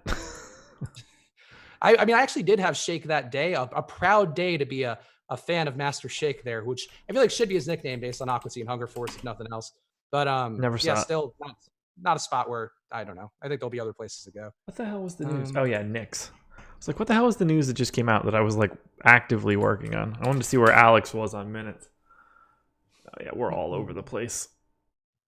There's a lot. Okay, so Alex is giving Alonzo Trier minutes. That is interesting to note. Not giving Damian Dotson minutes, which is also interesting to note. Our boy Shelton Myers, again, no super draft show today. Their slate locks 7 p.m. Eastern, but our boy Shelton Myers, one of our guys. Shelton, I feel like I might be mispronouncing your name, buddy. asking for some super draft plays today. So we'll give you guys a quick re-up on that. And again, if you're not playing on super draft, do it. They present this show every day, as well as many of the other shows here on our YouTube channel. But more importantly, they've had a lot of overlay recently, and they're offering big deposit bonuses for you, ones you're not going to find on the other DFS sites. So go check them out, superdraft.io. And if you use the promo code Awesemo10, Awesemo10 when you sign up, you get yourself $10 free with no deposit, $20 for under $100, and $30 for over $100. So it's a pretty good deal on there to help build your bankroll. And it looks like right now, based on the ownership shifting and the projection shifting and all that, I'm actually not ownership, just projections on SuperDraft. Looks like Giannis Antetokounmpo now the top projected play overall, even with the flat 1x multiplier. Joel Embiid at number 2 with 1.15. Julius Randle, number 3, 1.45. D'Angelo Russell looking good. Rudy Gobert, Donovan Mitchell, Bradley Beal. All those guys round out Awesemo's top picks. And then just behind them now, Bam Adebayo, James Harden, and Dennis Smith, who is at a 1.95x multiplier on there. So getting a pretty big boost for Dennis Smith with all the opportunity in the world for DSJ. So looking good for Dennis Smith. Embiid, Russell, Giannis, Mitchell, Dennis Smith is what I have in my top 5.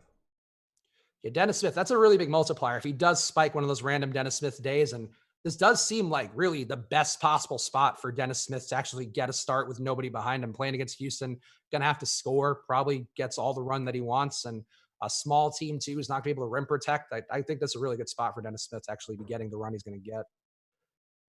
Let's see. All right, no other good questions in here. Boom bust tool. All right. Anybody else you're getting a lot of that you want to hit on? Because I feel like we've covered most of my core play guys. Do you like some of the guys like Mike Conley in the mid-price range? I have a lot of Mike Conley. Okay. So we share that. The Mike Conley, how much is a lot of Mike Conley? 37 on my last run. Okay. That is so a lot of Mike Conley. That's a hefty amount of Mike Conley. Yes. That I'm getting hefty with Mike Conley. Does that change at all though because of Dennis Smith? We're about to find out. Whenever we get our next ownership, then I'll know. Yeah, I would think that would have to, because I would assume Smith's projection isn't that far off. Conley's been rock solid though when he's playing. Like I have no issue with Conley at all. I just feel like Smith is probably a close enough play that I think he would balance him out. I'm running a crunch right now, so we shall see. All right, let's see. Looking at the YouTube chat for any questions while we keep going through everything. Matthew Rappaport is verified on YouTube, which is the only reason that jumped out to me. So shout out to you, Matthew, for whatever you've done on YouTube to justify that. Play 2, Conley, Nunn, DSJ for a DK GPP. I would probably favor Conley and DSJ, I think, based on ownership. But I agree. Yeah, those would be the guys that I'd have most. Mo Harkless getting the start for the Knicks.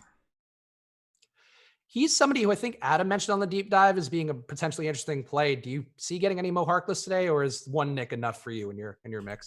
I think it's reasonable. I hate him. He was in a lineup that needed very little from Mo Harkless in the late night hammer to win me $100,000, and he played like garbage. So I'm still a little salty, if you ask me. But no, I mean, I think he needs to get worked in now that he's a starter.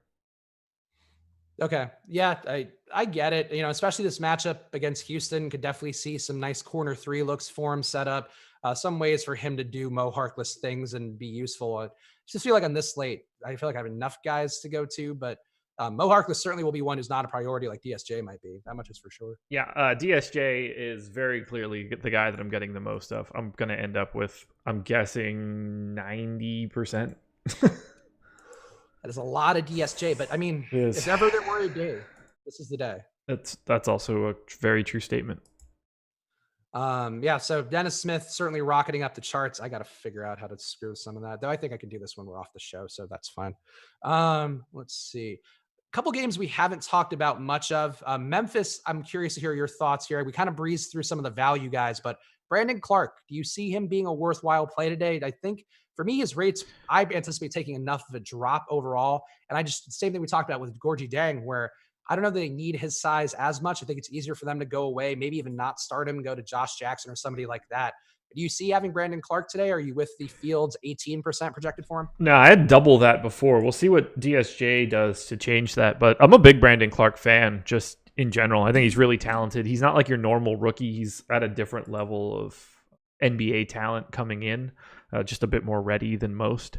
So I'm a believer, and I think that him getting the extra minutes is like a really interesting way for him to get like a test with Jaren Jackson out.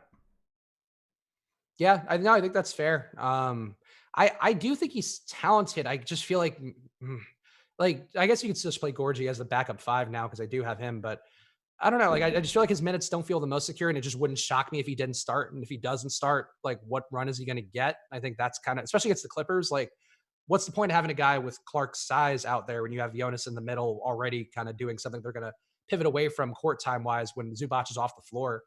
I don't know. I worry about his minutes a little bit, but I do think he's talented, and I agree. He's a 1.1 fantasy point per minute player on the air. Like, he looks good. Just is he going to have to run? I'm not the most confident in it. Oh. You don't think he's going to get a lot of run? I think he's going to get in the mid 20s, but does he get to 30? Because if he's projecting at 30 with those rates alongside Jonas, like to me, he just barely gets the value. If he gets to 25, though, like I don't know that he spikes an upside in a meaningful way on this particular slate in particular. Yeah, I have him in for 30 minutes right now. I'm all over that. Okay, so you're comfortable projecting 30. Awesemo has a projected for 30. I might just be worrying a little bit too much, but for me, just with the rates that he has against alongside Jonas, a little bit less rebounding, a little bit less usage. That's enough for me to not get there meaningfully. But generally, I would agree. I like him as a player. I'd like him getting more minutes. I just don't know that you need to give him the minutes today against the Clippers, given how they kind of break down. How are you handling the Clippers, by the way? Or are you getting any Clippers at all, given that Paul George's status is up in the air? And Kawhi would be a strong play. Obviously, Lou Williams and Montrez would also be strong plays. Both guys are also discounted pretty heavily for whatever reason today. Yeah, I have a little bit of Montrezl Harrell, a little bit of Kawhi, and that's basically it. I'm treating Paul George and Pat Bev as if they are in, and I guess I hope that they aren't. Okay. That seems appropriate. Seems to be the easiest way to do it. With a lot, DA24 in the premium Slack asking, with a lot of the ownership probably going to DSJ, what value options ownership percentage takes the biggest drop? George Hill wasn't that highly owned, so it wouldn't be him. I mean, I would expect Melton to fall. I would expect, let's see. Probably Conley a little. And he's only at 13%, and he's 5,300. I assume that one kind of stays the same. I don't know. Nothing too crazy. Josh Richardson probably falls because of it. You think there's less than none in Dragic overall? I don't even know how. No, I mean, I assume they stay right around 10. I feel like Dragic could fall more because people will just see that none big game and will be like, oh, he's the one who's going to do it. I feel like Dragic could end up under 5% when we get another run. I mean, I'm always intrigued by Dragic whenever none kind of is coming off of the hot game, especially playing against the same team. Like, there's no reason why Dragic couldn't do the same thing today. But we shall see. Don't Embiid my status asking any rules you're setting today in particular. Do you have any rules for some of the value guys or some of the studs or anything at all? Maybe a pairing Giannis with Beal rule or something creative, perhaps? I don't ever do those. For right now, I've got just one of Gorgeous Dong, Joe Val, one of Melton, Josh Jackson, one of Embiid and Horford, and that's probably it, I think. Okay, those all seem. So you wouldn't put in Clark with that Gorgeous say Gorgeous Jang, which is neither Gorgie Jang or Jonas Valanciunas. You think Clark is okay being separate from those two? Yeah, I think he's just going to play like he's a normal guy that plays 30 minutes and starts games. Okay, interesting. All right, good to know. Good to know. Let's see here. Looking at the chats, see if anybody's got anything. Any of these games that we haven't talked on, are you getting anything appreciable from? I feel like we barely talked about Phoenix and Utah. I'm also personally intrigued. We talked about Luka, but I'm very intrigued by the Minnesota-Dallas game. That total's creeped up now to 239 combined points for those guys. And we talked about it on Friday. Malik Beasley did come through enough there. He could have had a bigger day, kind of petered out a little bit towards the end. But what was that? I just refreshed my exposure. 91% Dennis Smith. Okay. Do we get an ownership update? I would imagine no. No, okay, not yet. No, still the same one. I thought you were waiting until we got the ownership. That's why I was asking. No, I was forced to run it with current situations as they are. So Minnesota, Dallas, are you getting anything here? Because you mentioned you're under on Luka. I presume you're still not a Beasley believer, even though the Lord Beasley, I'm just such a big fan of, man. He's so exciting. And that game on Friday too, just really, I thought asserted his will whenever D'Angelo Russell wasn't on the court in particular. Still spending a lot more time with Russell though. So I don't know that he's a sure play, but I'm going to be above his 12.6% projected ownership. But are you getting any Minnesota guys or Dallas, maybe Naz Reid, who was an absolute smash play on Friday?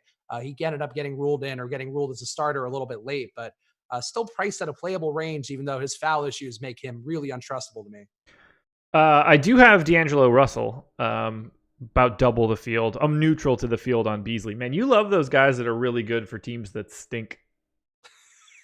He's filling it up, man. He's looking good. The rates have been around. He's not looking good. They're just bad, and he gets opportunity. That's how that works. Beasley was a guy a lot of teams wanted at various points of his Nuggets stint. I feel like those are the dudes who have a bit. You know who didn't want him? The Nuggets. That should be the sign. Wait, what? That he played on the Nuggets? No, that he's not on the Nuggets any longer. I mean, you got to give up something to get something. They weren't going to give up Michael Porter Jr., so you have to give up an actual asset, and Beasley's an asset. Beasley's going to get a big contract in the offseason. He's going to get 4 years and $48 million. He'll get, but more than like the MLE. Whatever. You keep talking trash about Beasley. Beasley's going to be a $6,500 player soon, maybe $7K. While Towns is out. When Towns is back in, I agree. He's marginalized. I like him in DFS, but he's only valid because the team stinks. I don't know. I think they view him as a core piece, and I feel like they've kind of indicated like that he's like their third option guy. You know, whether that works or not, I don't know. But he defends and he like scores and he's an unashamed shooter. Like he does all the stuff that I look for. So I would say that Minnesota does not appear to be very good at evaluating talent. You can't say that for Gershon Rosas yet. He's only been there for a year. I feel pretty comfortable saying it after they acquired D'Angelo Russell. All right. Well, Shazam. Different talk for a different day, but I respectfully disagree. And I think they actually did a pretty good job. I think I know you don't like watching teams that you perceive as bad, but it wouldn't shock me if they do hang in there more than the spread currently indicates going against Dallas. And I do think they have guys here who are intriguing talents, if nothing else. They're still not like a playoff team by any stretch, but I think they have interesting pieces now around Russell and Towns if those guys can actually put it all together. And with Russell it's hard for me to like anyone more than I like Russell. Now that is a guy that is just going to do whatever he wants. But when both guys play, Beasley's been shooting more than Russell lately. Like, I think that's one thing which maybe we're not viewing the same way, but like Russell's been assisting a lot more. He's had a 50% assist rate without Towns on the floor since joining Minnesota. Very limited sample size, but like he's trying to distribute more and he's still scoring a lot. But Beasley, I think, is actually taking more of a hit from being on the court as like the same time as Naz Reid, because Naz also another shameless shooter. But I like shameless shooters, man. There's like guys who are willing to chuck. It's what I would do if I were remotely stiffing a league. I'd just be throwing it up, hoping I could make my bones that way. Ian Tyler Harrow. God, I have so much Dennis Smith. That's insanity. I'm okay with it, but oh boy. Let's see. Herter and Reed or Barrett and Rui. Not necessarily trying to do a bunch of either ors yet, but here's one that's relevant to what we're talking about. Any of these guys, are any of these duos jumping out for you with Herter and Reed or Barrett and Rui? I don't think I have like any of those guys. I don't have any Naz Reid. I don't believe that I have any Kevin Herter. I'd be shocked if I had Rui. This guy asked, "Can you at me? I can't tune in right now. We're doing a show, man." No, we can't. Jesus Christ. Well, never mind. Screw him. But Barrett and Rui for me. I don't know what to say. Let's see. Did Trae go to Kobe's memorial in LA? That much I do not know. And again, I believe so, yeah. Yeah. Literally every player, it seemed, was there in a while. Go. You can go away. There you go. All right. Apparently people having fantasy cruncher problems. We talked about this the other day. We obviously support them. They do a great job. Every pro player uses them, but you got to start preparing for things. They're probably getting a larger crush of users more recently. And you got to have your backups, as Josh talked about on Friday. So I got lucky. I got my export in post Dennis Smith. So Yeah, make sure, and when you do these processes, when things change, get your exporting, get something there, get dummy lineups ready, because unfortunately these things do happen. 99% uptime is what any website promises, and that 1% can be at some of the most inopportune times. We just got an ownership update as well. Dennis Smith Jr., 66% owned. That's okay. How do you feel about that number? I mean, it's less than I'm going to have. I don't care what that number is. I'm just going to have him. Essentially. Skylar Bernard sent in a super chat. Could I get your guys' order of interest in high multiplier guards on SuperDraft? Conley 1.75x, DSJ 1.95x, Nunn 1.7, and Beasley 1.75. I mean, it's got to be DSJ at 1.95. Yep. And I would still, I'd probably go Beasley over Nunn just because I think Nunn will be a bit overowned personally, and I was right about Beasley over Russell on Friday, just for the record on SuperDraft. I'm the Beasley expert. Just come here. Pam Beasley, Malik Beasley, any Beasley you want to know about. Michael Beasley, I'll talk any of them. I have Beasley 7th today on SuperDraft. Oh, all right. So we're getting there. It's a strong trio or strong quadrant of guys, but I feel like DSJ has got to be number one by a pretty decent margin. Yeah, I have a feeling I'm going to get 100% DSJ when I'm done this crunch. Speaking of super chat from Casso Da Vinci, shout out Casso. Thanks for sending that in. DSJ and Rocco or Milton and Clark on FanDuel. For me, that's very much DSJ and Rocco. Agreed. Okay. Oh, we did get an ownership update. So if you're waiting for that, did you not hear me tell you that? No, I was consumed by Beasley. You had to have. I was like, we got an ownership update, DSJ up to 66%. Oh, you were like, how do you did? feel about that? I was like, I'm still going to get more than that. I don't care. You're right. I have to say the 2 laptop thing throws me off more than it should, because I feel like I'm like playing some sort of advanced game where I'm jumping back and forth. And even though I answered your question, I think that was just my brain going on autopilot. But obviously, yes, you must have had ownership to have said that. Duh, my bad. Mo Wagner did not come down at all either, so he is one guy. Yeah, that's a tricky one now. I'm still getting him. I have less than the field. I hope that he's still quite owned, but I don't know. Yeah, I like Mo Wagner overall. I think on this particular slate, I think I'd be curious to maybe go to some other value guys. Robin Lopez though also took a gigantic jump up, 31%, and I'm well under. It's just weird, like DSJ, Kelly Olynyk, Mo Wagner, Josh Jackson. We'll even say Derek Jones at 41, Melton, Lopez. I mean, depending on what you want to do with Eric Gordon, there are Gorgeous Dong. There are so many dudes sub 4K today that like it gets tricky. How would you I guess which guys are the priorities for you? Because you were heavy on Olynyk. Did your Olynyk shares take a hit, or like? Is it based on what you've said? I feel like your priority value guys would be Smith and Olynyk, and then everybody else is kind of mixed in underneath that. Would you say that's accurate? Smith and Olynyk are 1st and 4th overall. Mo Wagner is 6th, which is the least appealing thing. We could see that move if I'm able to get an export in here.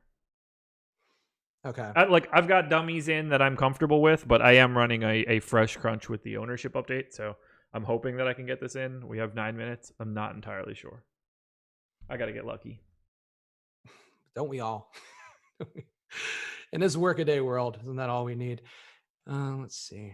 Any good questions? Nothing good in Slack. Going over to YouTube. So if you got anything here, super chat or otherwise, I'm getting it. Levert or Beasley is the question from John Mayo in caps lock with exclamation points. So he must really care. I would say that's Levert still. I like Beasley, but Levert. I'll go Beasley. What do you know about Beasley, man? I mean, Levert's got like a 32% usage rate in this most recent stint without Irving, so I feel like that's the one to go to. But if we're talking about DraftKings, I don't have Levert. I got a little Levert, but Beasley's a better price point. So why do you hate Beasley so much? You son of a bitch. I do not hate Beasley. I will go on the record defend my love for Malik Beasley. Even he got high socks. He's got everything going for him. Beasley does. I like what he does. What he does in every way. Milton or Garland, anybody? Alwyn Morrow is asking. I feel like that's got to be Milton at this point. Milton or Garland? Yeah. God, talk about two different guys. Yeah. I mean, it's probably Garland for me. just because of the minutes. But I would rather just be on. I'd be really uncomfortable playing either one of those guys. But look, Shake Milton could get a Bogans and play 12 minutes here, and that's just it. He is not going to be an important cog, I would imagine. Look, he could also play a bunch. I'm not saying that, but like Darius Garland's going to play 30 plus minutes. Did you forget, by the way, that actually no, I forgot what I was going to say. Never mind. I had a bit that I was going to do. Which one of us forgot in this scenario, me or you? You were like, both. Did you forget? Because I forgot. I forgot that you forgot. That's the issue. That's the synergy that we have on these shows. Get a lot of either words in the chat. Fade Giannis. John Smith asks, no, do not fade Giannis. You want to play less in the field, Giannis? Sure. Do not fade Giannis. Okay. Yeah, spamming the chat's a good way to get Kyle Bonner. Yeah. Bye-bye. Take a breather. Take a laugh. Fingers crossed. Fingers crossed. Fingers crossed for everything, apparently. Jesus. Well, I'm fingers crossed for export. I don't know if that's going to work or not, but we'll see.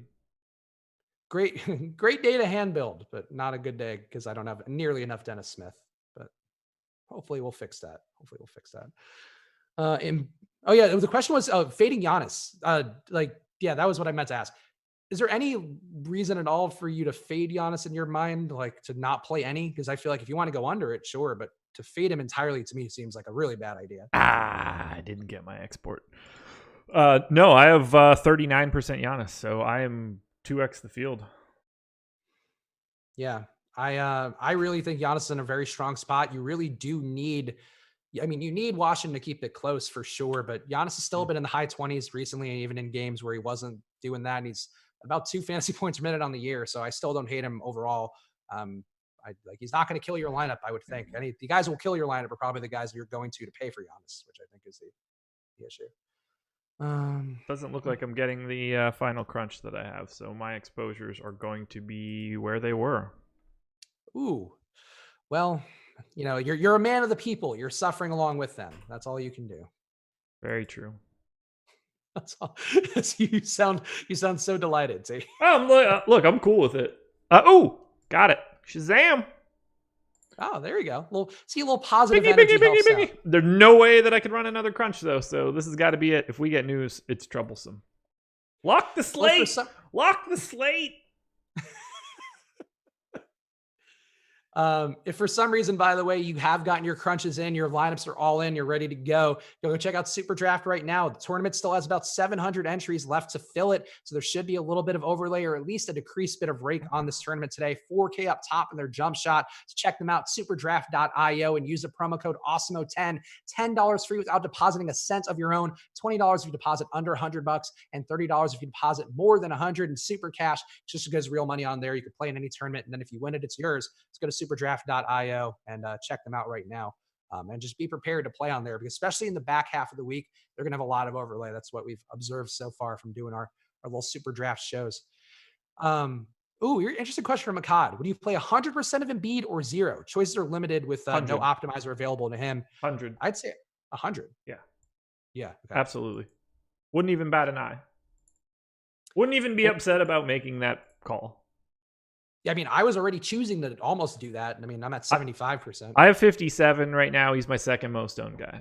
Giannis is now my third most owned guy at 40. So let's hope that the Wizards keep it close, but without Bradley Beal. Yeah, I made it a goal of mine to get a lot of Giannis and Beal together today, because I was like, if that's the one way Giannis gets his full run is if Beal does one of his 45% usage, 70, 60 fantasy point days, and just couldn't get there on the slate for Beal, which very worrisome for me. Let's see here for a FanDuel GPP. Speaking of, would you go Beal or D'Angelo Russell for FanDuel? Beal or Russell on FanDuel? Yep. I haven't looked at FanDuel at all, so let me go back just because I don't know their stuff. Russell. Okay. Speaking of Russell, I have 30% on DK right now, so he's one of the guys that I'm taking a pretty solid stand of over the field. Oh yeah, Russell's very underowned on FanDuel. It looks like just 10% protected ownership for him, so not a lot of Russell out there. So yeah, I think that makes sense for tournaments. Though I think if you had Giannis, though, I wouldn't mind putting Beal in there just because Let's see. 2 to go, man. 2 to go. 2 to go. Not 32. Good day for us. You're killing it. I love SuperDraft, though. Go to superdraft.io and get in that contest. Is there going to be overlay? 2 minutes to go? Probably no rake, but I think the overlay will not occur. 1,400 entries out of 1,900, so they're almost just in the no rake territory. But no rake's still going to be beneficial for you. Saw that a lot with the XFL contests over the weekend. Just not paying rake, and also playing XFL this weekend was you just really had to make a semi-competent lineup. That was I like 5x on XFL. I was very happy with the XFL this weekend. So watch my XFL content because great times. Me too. You should have gone in there this week. Honestly, there was so much overlay. Like I feel like you would have probably done pretty well. You probably would have taken something down, which would have been. I would obviously do pretty well. Honestly, maybe I wouldn't. It's football. It was a screwed up slate. It was really. I'll talk about it for a second when we finish. But let's see. Change your exposure. Football, not exactly my strong suit. Olynyk and Rui or Robin Lopez and Robert Covington for a FanDuel GPP. For me, that would be Lopez and Covington, but you may disagree. But Lopez is a center, though. It's a lot of opportunity cost. It would be Olynyk and Rui, but that's only because I don't have. I mean, so is Olynyk, by the way. I don't have Robert Covington in my player pool on FanDuel. Okay. I would go Lopez and Covington. I never have an issue with old Rocco and this Houston team. Like just feels a little too cheap every game. I did not need a Luka Doncic available to play tweet 50 seconds before lock, but honestly, I wish you were out. Oh, that would have been very upsetting if you were. I would have been not been thrilled super stoked. I have 11%. Herb Dean 13 asking D'Angelo Russell and Mike Conley or Luka and Gorgeous Dong for a DK single entry. We locked. It's DK. So, were any of those guys in the first games? I don't think so. I was just trying to get out of answering the questions. It's for Herb Dean. He's the guy who won the 100K in the steak of fish thing. Did he change his name though? I think for some reason. I don't mean to blow your spot. I don't know what any of those things you just said are. It was on one of the show. It might have been an Eddie show that I did, but he asked for advice and he ended up winning 100K off of the swap. I think the swap that we gave him. But he was like basically one of the, I forget which guys, but I think it was Mock Levin and somebody like funded him in a high dollar tournament and he won 100K that night. The dude that took the bong rip? Yeah. I'll answer any question he wants for the rest of his life. So his question then was Russell and Conley or Luka and Gorgeous Dong for a single entry. And that was DK. FanDuel or DK? DK. Russell and Conley? Yep. Or Luka and Gorgeous Dong. Oh, Russell and Conley. I have more Russell and I have 30% of Russell and Conley. I don't have 30% total of those other two guys. Yeah, I would also agree with the Russell and Conley as well. So good luck. Good luck, Herb Dean. I wonder why you changed his name. Tell me why you changed your name, Herb Dean 13. Because I'm curious. Let's see. All right. So we are locked. Let's do a quick little run of the ownership game here. FKA, formerly known as Daddy Likes, but now we'll just we on shows that Eddie's the only daddy we need in our lives, so we won't go with the Daddy Likes branding. So, Josh, what's the ownership game song? I don't have one. Ownership game. We're gonna look at ownership in this game. There you go. Wah, wah. The went is my staple go out beat. That's my young Metro for any song I do on the show. All right, who do you guess is the number one owned guy, and then we'll just run through the rest of it. Let me look. And it's to be clear, it's the DK $4 term as the ownership I'm looking at. So nice. I actually want to know this stuff. Joel Embiid. No, Mo Wagner. So you were correct the first time. Joel Embiid, 45.4%. Of course he is. We are both above that. Nah, barely. I liked it a lot more when he was 34, but I should have known better and increased that number on my own. Yeah, no, I was above that, and I would have been above that anyway, because I think Joel's in a nice spot, and watch him put up a 40 burger or pull the old AD special, go to the locker room. Though AD came back on Friday, so all the credits AD for coming back with a leg injury and finishing pretty big in that. He always comes back. In the beginning, I think of his career, he didn't come back, and he's come back a lot more in the last two seasons for sure. Josh Richardson, 33%. How do you feel about Josh Richardson at 33? I'm with that. I have 22. Came down a little bit. Alex was evidently pretty pessimistic on him, so I feel pretty good there. Like significantly more pessimistic than me. So interesting. He looked like a really strong play if Tobias were going to be out, and I think he's just like an okay play with Tobias in. But I still don't mind the price point. I had J Rich 3 points higher than that, and I started hemorrhaging off of that because I was even more. So I ended up being able to bring it back down. I would guess that Alex doesn't have a ton. Interesting. All right. Well, we'll see how that goes. And of course, Awesemo does his own game plan live stream every day. So you do get a little tidbits like that. Guys that Awesemo finds are a little bit overvalued on the slate. That comes with your premium membership to Awesemo.com. So go to Awesemo.com/join. Use the promo code live before lock if you want half off your first week. Also, if you want a free membership right now, we are doing a giveaway, trying to push our podcast feed because all this YouTube content that you watch from us, besides the live before lock shows, because that really doesn't have any value, but in general, but after the locks in particular, all the other shows are on our podcast feeds. If you search Awesemo right now on iTunes, go there, rate 5 stars, give it a positive review as well. And you then tell the Twitter handle that we have at Awesemo_com. It's a pinned tweet on there, giving away a free month of Awesemo Plus to anybody who rates 5 stars and throws a review on Apple Podcasts. So go support their strategy show with Josh and all the other guys in the morning does a great job.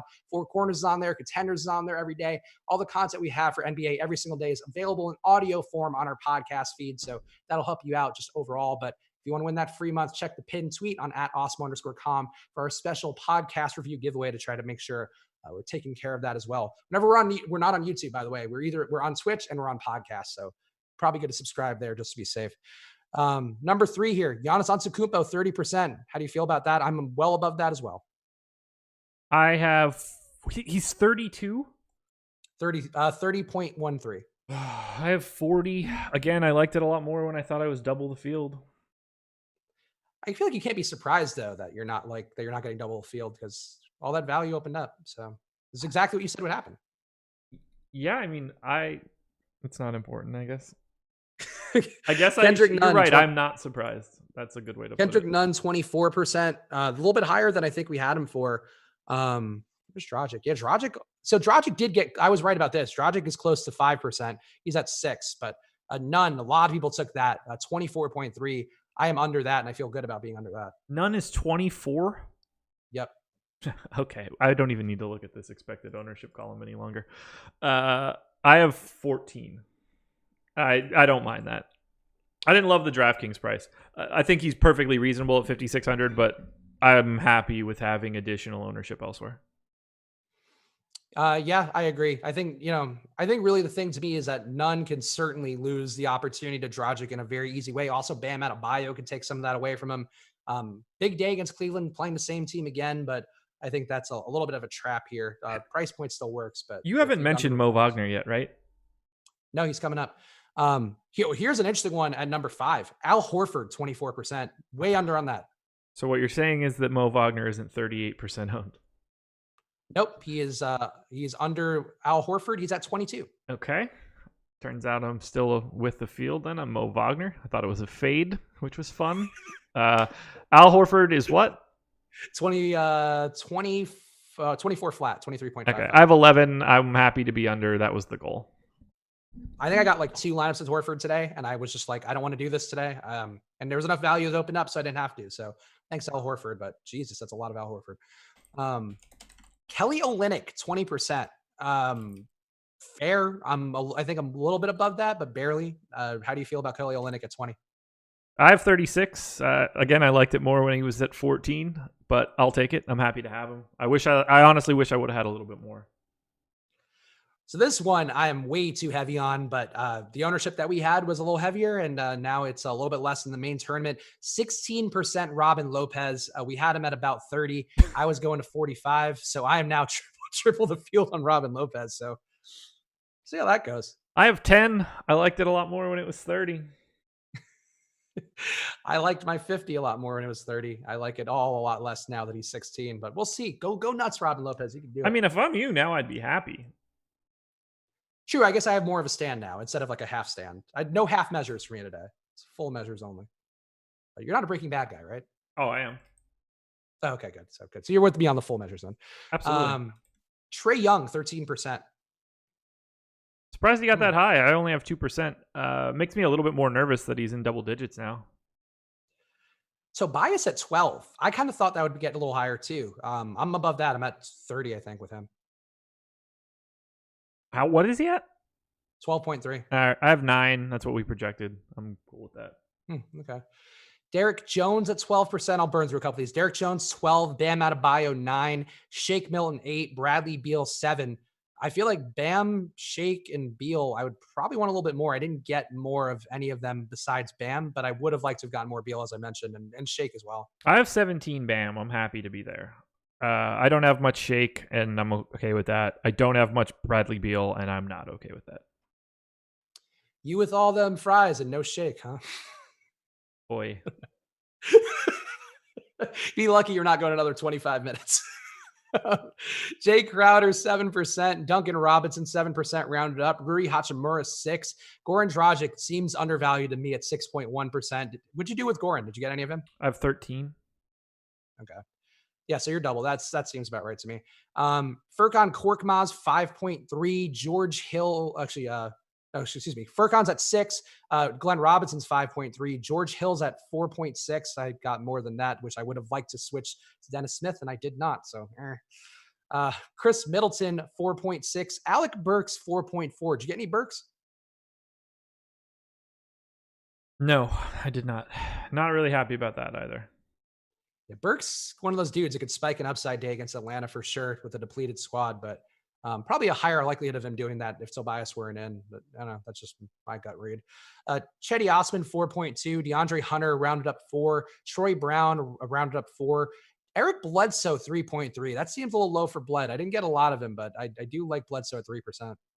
I actually don't have any, which is a little surprising, but I ended up reducing his projection during the deeper dive. It looks like he never got back up. Okay. Cam Reddish, 3.2.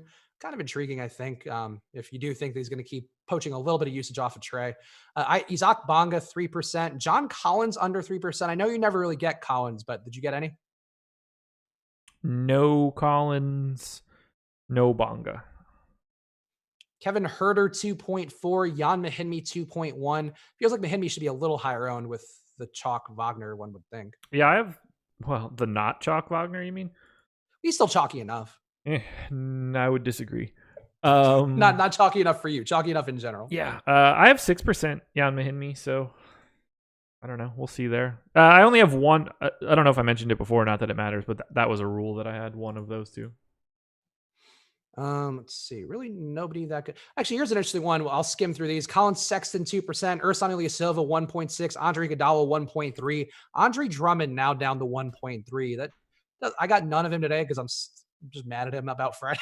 But we're fighting, me and Andre Drummond. But 1.3 seems low for Andre Drummond, just what he can do. Yeah, I didn't get any. No, I didn't get any Drummond or any of those guys. I don't think I have much of Cleveland at all. In fact, I don't think I have any Cleveland. Marvin Williams, 1.2. Did you still end up with him or no? Yeah, I have 8.5. Okay.